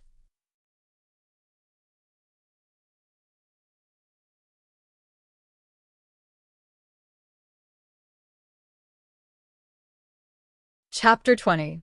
Facing Hua Yunfei's provocation, Ji Tianqing actually accepted the challenge. Everyone in the hall was shocked and astonished. They stared at the two of them, waiting to see Ji Tianqing being trampled by Hua Yunfei.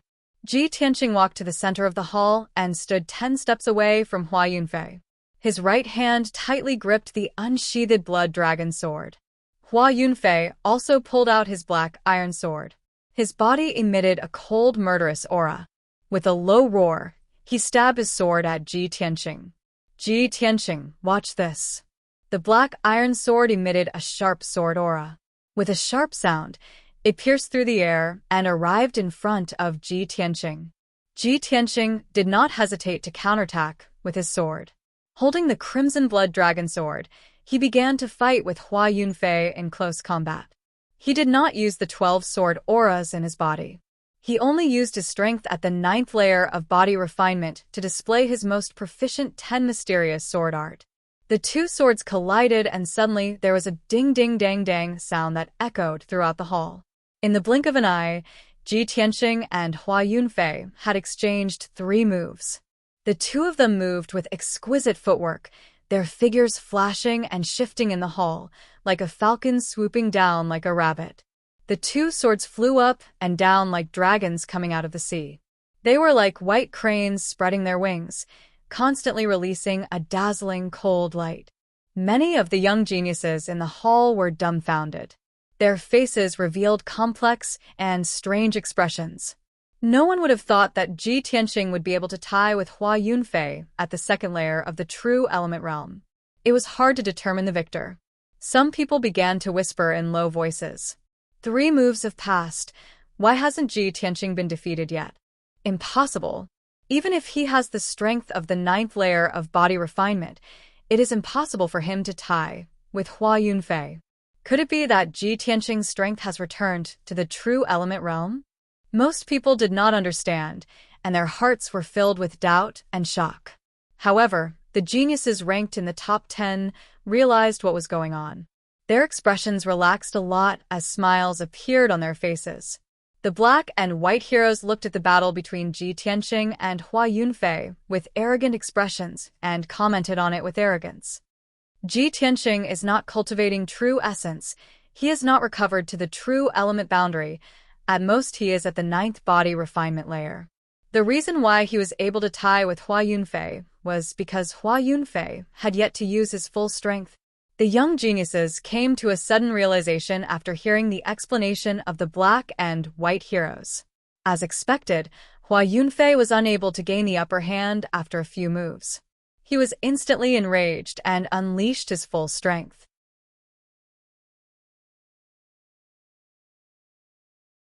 His face was as gloomy as ice, and his entire body was emitting a terrifying chill. A dark blue true essence light was surging in his palm, and the blade of the black iron sword was also covered with a layer of blue light. He pushed his true essence to the limit, causing the power of his sword technique to become even more berserk and his speed to double. Dang, dang, dang. After the black iron sword and the blood dragon sword clashed 3 times, Ji Tianqing was knocked back and staggered back several steps. Seeing this scene, the young geniuses in the hall all cheered and applauded for Hua Yunfei. Hua Yunfei seemed to have received a great boost of morale. His expression became even more ferocious, and his aura became even more terrifying. He did not give Ji Tianqing any time to catch his breath. He immediately charged forward and wildly attacked with his sword. Ji Tianqing was suddenly covered in dark blue sword shadows. Each sword shadow was aimed at his forehead, throat, chest, and other vital points. His situation was very dangerous. If he was not careful, his blood would be spilled. But he was still calm and unhurried. He calmly waved the blood dragon sword and blocked Hua Yunfei's fierce attacks. Relying on the incomparably exquisite 10 profound sword art, he blocked Hua Yunfei's killing moves again and again. However, Hua Yunfei's true essence became more and more berserk, and his attacks became more and more ferocious. Ji Tianqing could not withstand Hua Yunfei's fierce attacks with just his physical strength and the 10 profound sword art. He could only continuously retreat and dodge. The 12 streaks of sword qi in his body began to stir and were ready to be unleashed. But he resisted the thought of using the sword qi and stubbornly held on. He did not want to expose his true strength and his greatest secret in front of everyone and Ling Yunfei. But the people in the hall became more and more excited. They cheered with high spirits. Every time Hua Yunfei's sword was about to hit Ji Tianqing's vital points, everyone would exclaim and show an expectant expression. Hua Yunfei became more and more furious. He felt ashamed and angry that he could not defeat Ji Tianqing. Finally, his patience ran out, and he unleashed his ultimate sword technique without a care in the world. Ji Tianqing died. With a murderous roar, he instantly stabbed 9 streaks of sword shadows toward Ji Tianqing, covering all the vital points on Ji Tianqing's body. Ji Tianqing did not dare to take this sword technique head-on, nor could he fight Hua Yunfei head-on. He could only retreat and dodge. However, he was too slow and was stabbed in his left calf by one of the streaks of sword shadows. A wound immediately appeared on his left calf. Blood gushed out and dripped onto the marble floor. Under the light, it glowed with a dark red color. It was a ghastly sight. Ji Tianqing's body stiffened, and his retreating speed slowed down. Hua Yunfei was overjoyed.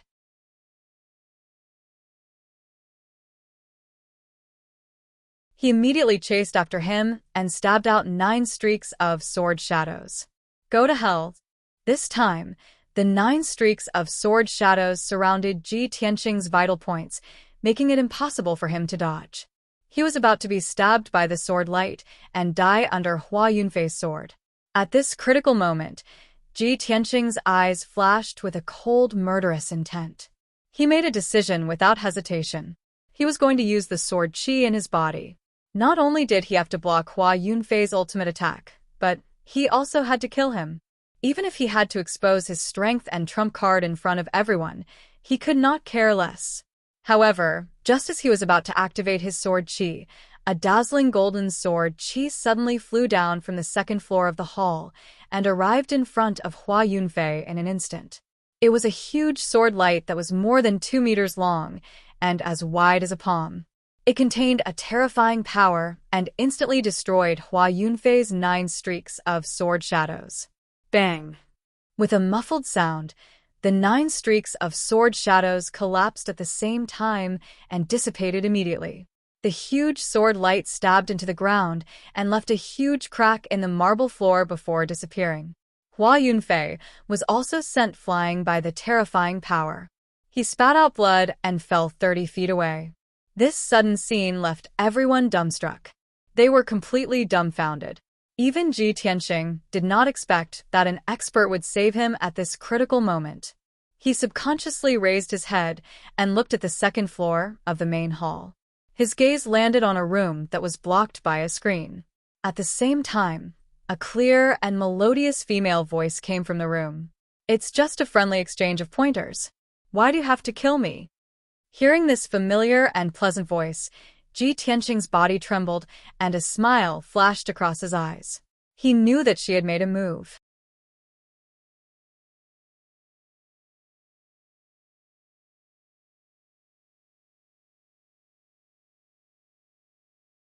Chapter 21. It wasn't until the woman finished speaking that everyone in the hall came back to their senses. Everyone raised their heads and looked at the room on the second floor with deep reverence. Everyone could see that the person who could use a sword ray to stop Hua Yunfei and create a crack in the ground was definitely a great expert. The woman's voice sounded very young, as if she was only 17 or 18 years old. Some of the smarter youths immediately guessed that the woman must be a genius disciple of the Sky Pillar sect. Previously, everyone was very puzzled. Didn't the little prince say that the people from the Sky Pillar sect would come tonight? Why hadn't they appeared yet? At this moment, everyone finally came to a realization. It turned out that the people from the Sky Pillar sect had arrived long ago, but they disdained to sit in the hall with them. The entire hall quietened down to the point that one could hear a pin drop. Everyone looked at the second floor with reverence and didn't dare to make any noise. Since they knew that the people from the Sky Pillar sect were on the second floor, who would dare to be rash? Hua Yunfei, who had been injured and spat out blood, got up in a sorry state and glared at Ji Tianqing with incomparable resentment. His heart was filled with monstrous rage and killing intent, but he could only forcefully endure it and didn't even dare to let out a fart. The genius disciple of the Sky Pillar sect had already warned him. If he dared to make a move again, the next sword ray would definitely kill him on the spot. Ling Yunfei's expression was somewhat unsightly as a cold light surged in her eyes. She secretly glanced at Ji Tianqing, then raised her head to look at the second floor, revealing a thoughtful expression. Damn Ji Tianqing. He was clearly about to die under Hua Yunfei's sword, but he was actually saved by the Sky Pillar sect's disciple. What does he have to do with the Sky Pillar sect? Why would that woman save him?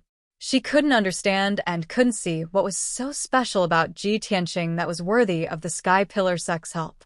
However, she thought about it and temporarily suppressed the anger in her heart. There were too many people at the Dragon's Gate banquet. It was indeed inappropriate to let Hua Yunfei kill him in public. However, Hua Yunfei has also tested Ji Tianqing's strength. He is indeed not recovered to the true energy stage and is at most at the 9th level of the body refinement stage. Since that is the case, once he leaves the Spirit Flame Palace, he will not be able to return to the Ji Mansion alive. The dozens of young talents in the hall didn't dare to open their mouths. The room on the second floor was also silent. No one dared to open their mouths. The atmosphere in the field was somewhat stifling, as if even the air had frozen. At this time, young Prince Ji Ling walked down from the second floor.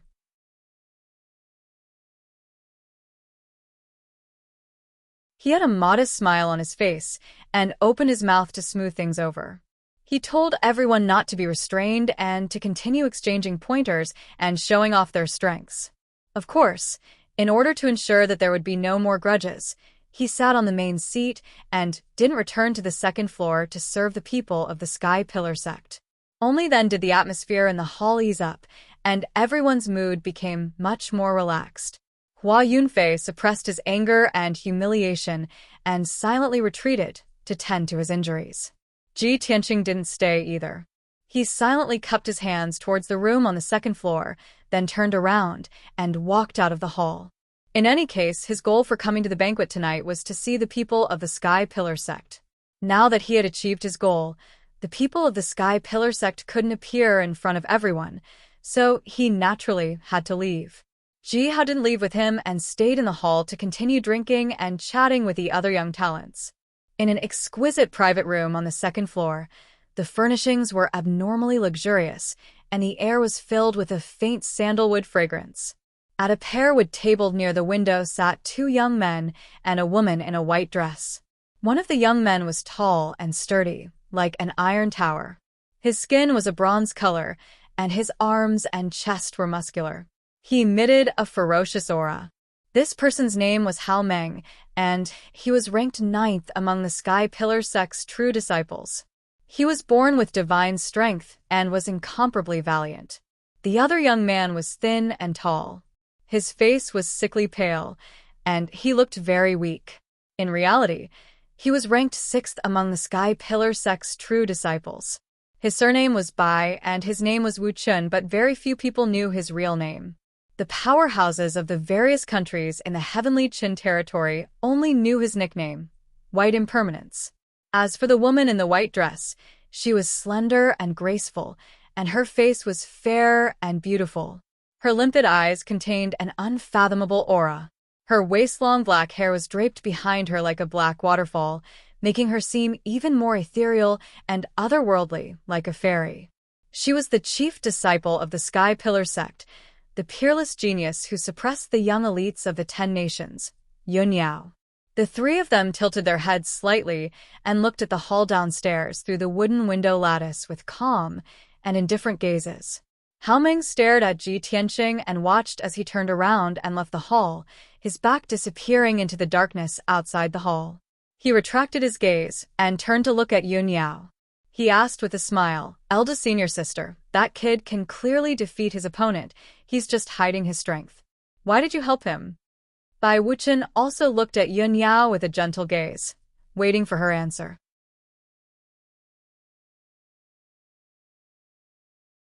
However, Yun Yao continued to look at the hall below silently without any intention to explain. As the chief disciple of the Sky Pillar sect and the top genius of the Heavenly Qin territory, why would she need to explain her actions to others? Hao Meng smiled embarrassedly and scratched his head. In order to cover up his embarrassment, Bai Wuchen also hurriedly changed the topic. He looked at the crowd in the hall indifferently and said in a contemptuous tone, "If it weren't for completing the task given by the sect, why would eldest senior sister participate in such a low-level and boring banquet?" Obviously, he was very disdainful of the self-proclaimed young talents in the hall.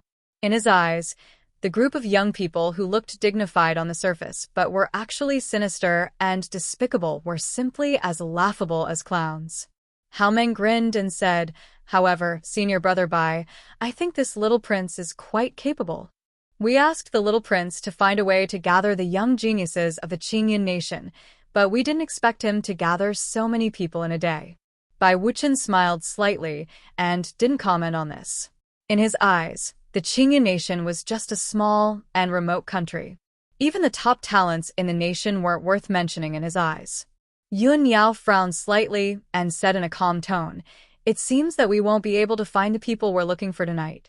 She looked at Hao Meng and asked, "Junior brother Hao, are the people who passed the sex entrance test and are qualified to participate in next month's competition all here tonight?" Hao Meng quickly replied, "Eldest senior sister, I asked the little prince before, and he said that only a portion of the people who passed the test came to the banquet. Among the young geniuses who came to the banquet tonight, there are some who didn't pass the entrance test, but their aptitudes are quite good." Yun Yao nodded slightly and said to the two, "Junior brother Bai, junior brother Hao, go find the 2 deacons who are in charge of recruiting disciples and are in charge of next month's competition. Investigate the list of people who passed the entrance test and see if you can find any clues." Hao Meng was stunned and asked doubtfully, "Eldest senior sister, aren't you coming with us to meet up with the 2 deacons?" Yun Yao shook her head gently. "I'm going to the Taiyi Mountains. It'll take me a few days." Bai Wuchen raised his eyebrows and asked doubtfully, "Eldest senior sister, why are you going to the Taiyi Mountains?" Yun Yao said in a low voice, "It's said that there's a kind of spiritual medicine in the Taiyi Mountains called the red star flower. This flower is nurtured by the fire of the stars and only blooms once every 60 years. If I can get my hands on this flower, I can cure junior sister's illness and save her from the torture of the extreme cold poison."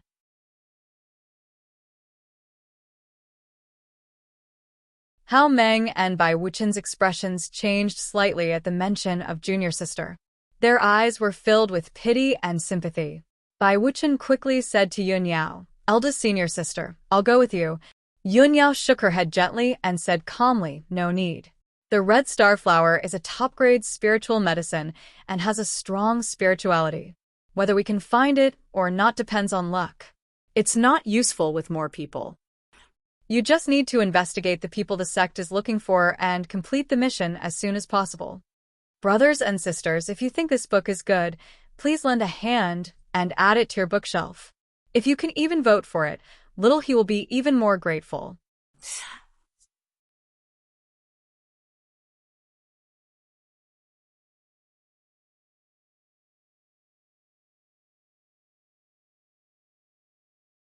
Chapter 22.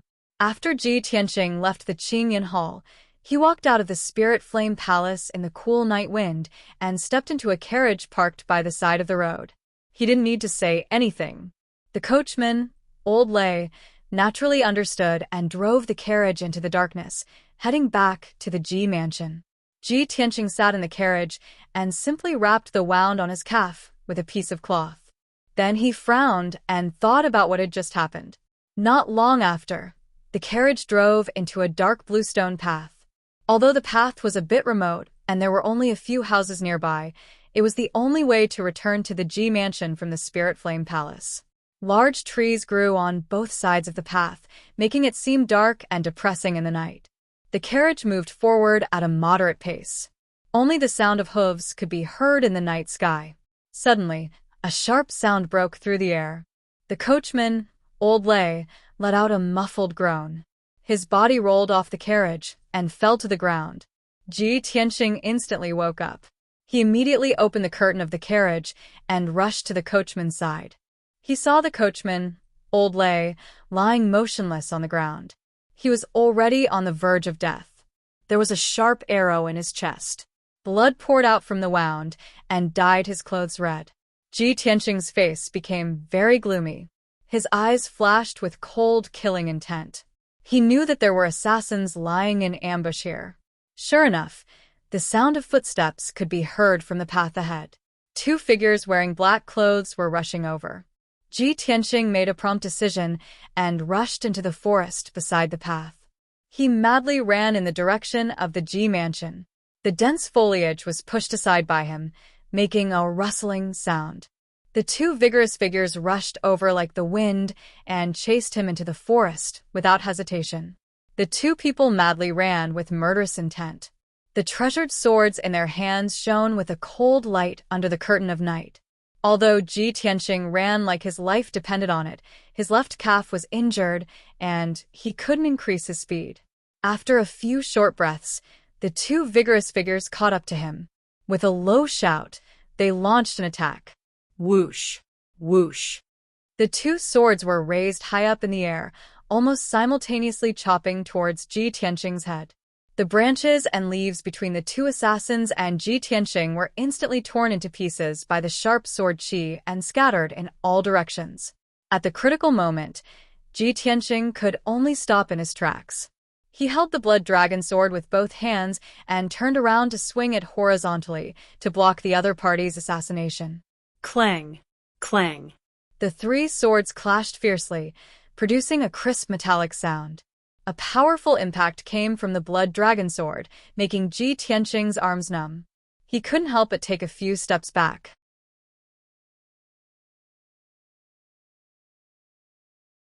He instantly determined that the other party was a true element realm martial artist. Sure enough, when he took a closer look, he discovered that the two assassins' swords were shrouded in a faint layer of true essence. Judging from the red and yellow true essence radiance, the other party should be at the first or second stage of the true essence realm. You want to assassinate me with only the strength of the first or second stage of the true energy realm? However, I can't be sure how many assassins there are. I have to be careful. Ji Tianqing sneered in his heart, his eyes surging with dense, killing intent. He pretended that he was no match for them and continued to flee in a hurry. The two masked assassins in black were indeed fooled. They rushed forward without any regard for their own safety and stabbed their swords at his back with all their might. Perhaps they were too confident, or perhaps they were too eager to kill Ji Tianqing and leave this place as soon as possible to avoid exposing their identities. Both of them had used their ultimate moves to assassinate Ji Tianqing, but they had neglected their own defenses, leaving them wide open and revealing many flaws. Just as the two of them were full of excitement and thought that they could kill Ji Tianqing on the spot, they saw Ji Tianqing suddenly turn around and reveal a mocking sneer. Die. Ji Tianqing growled with a murderous aura. He suddenly bent down and squatted down, narrowly dodging the two swords. The two swords brushed past his head, only 2 inches away, but they both missed.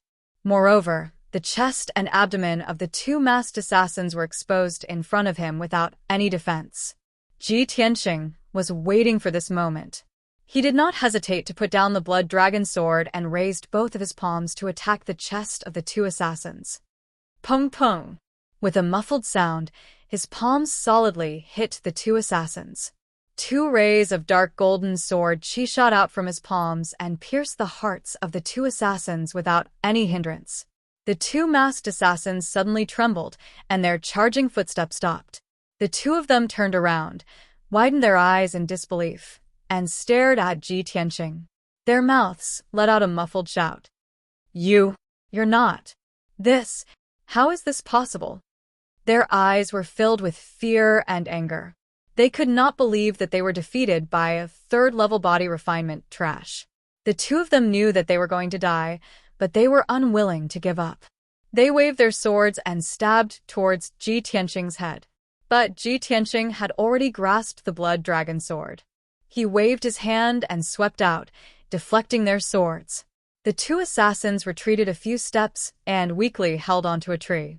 Blood poured out of their mouths and soaked their masks. The two of them could not say another word. Their throats made a G sound, and the life in their eyes quickly disappeared.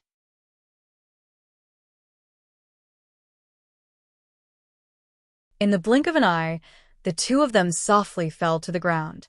They laid in the grass and no longer made a sound. Ji Tianqing hurriedly used his sword to remove their veils. After seeing their faces clearly, he sneered, as expected. Hung. Ling Yunfei, you still won't let me go. This was because he recognized one of the assassins. It was the bodyguard that always followed Ling Yunfei. He was worried that there were more assassins nearby, so he did not dare to stay. He turned around and continued to run. After passing through the dense forest, he followed a small path to the Ji mansion. After a quarter of an hour, Ji Tianqing returned to the Ji mansion safely. He did not encounter any more ambushes on the way. After returning to his room in the cool breeze courtyard, he asked Huan to bring him a medicine box. He carefully treated the sword wound on his leg. After taking care of the wound, he let Huan leave to rest. He entered the secret room and went into closed-door cultivation. Tonight's events made him realize that his opponent couldn't wait to get rid of him. Not only could he not leave the city, even the imperial city was not safe. On the way home, he would be ambushed by assassins. He could not help but wonder if his opponent would send someone to the Ji mansion to assassinate him. Thinking of this, his desire to increase his strength became even stronger. Cultivate. I must quickly condense a sword embryo and return to the true element realm. Ji Tianqing quickly entered into a state of cultivation. He focused on cultivating his heart of the sword and condensing new sword chi. The night passed quickly. On the morning of the second day, he condensed 2 more sword chi and stored them in 2 acupuncture points in his body. He recovered the strength of 12 sword chi and endured the pain of being dismembered. He tried to move the sword chi towards his dantian. The result was obvious. He failed again. The 12 sword chi were stored in 12 acupuncture points in his body. These acupuncture points were distributed on the back of his hand, arm, shoulder, and chest. It was almost impossible to move all the sword chi to the dantian in his abdomen. His weak meridians could not withstand the sword chi's tearing and cutting. Ji Tianqing had no choice but to stop cultivating. He lay down in the secret room to rest. He closed his eyes and laid on the ground. His mind was constantly thinking, what went wrong? Why was it that after he had condensed the 12 sword chi, he could not condense a sword embryo even after trying more than 10 times? Could it be that something went wrong with his cultivation? Or was his cultivation method wrong? You're tuning in to the Li Mei's Wuxia Whispers YouTube channel. We're so grateful for your support, and don't forget to subscribe to join us on this incredible journey through captivating stories. Your generosity through donations truly makes a world of difference, as it's the primary source of revenue that allows me to expand and enhance this channel for you. Thank you from the bottom of my heart for being a part of this adventure.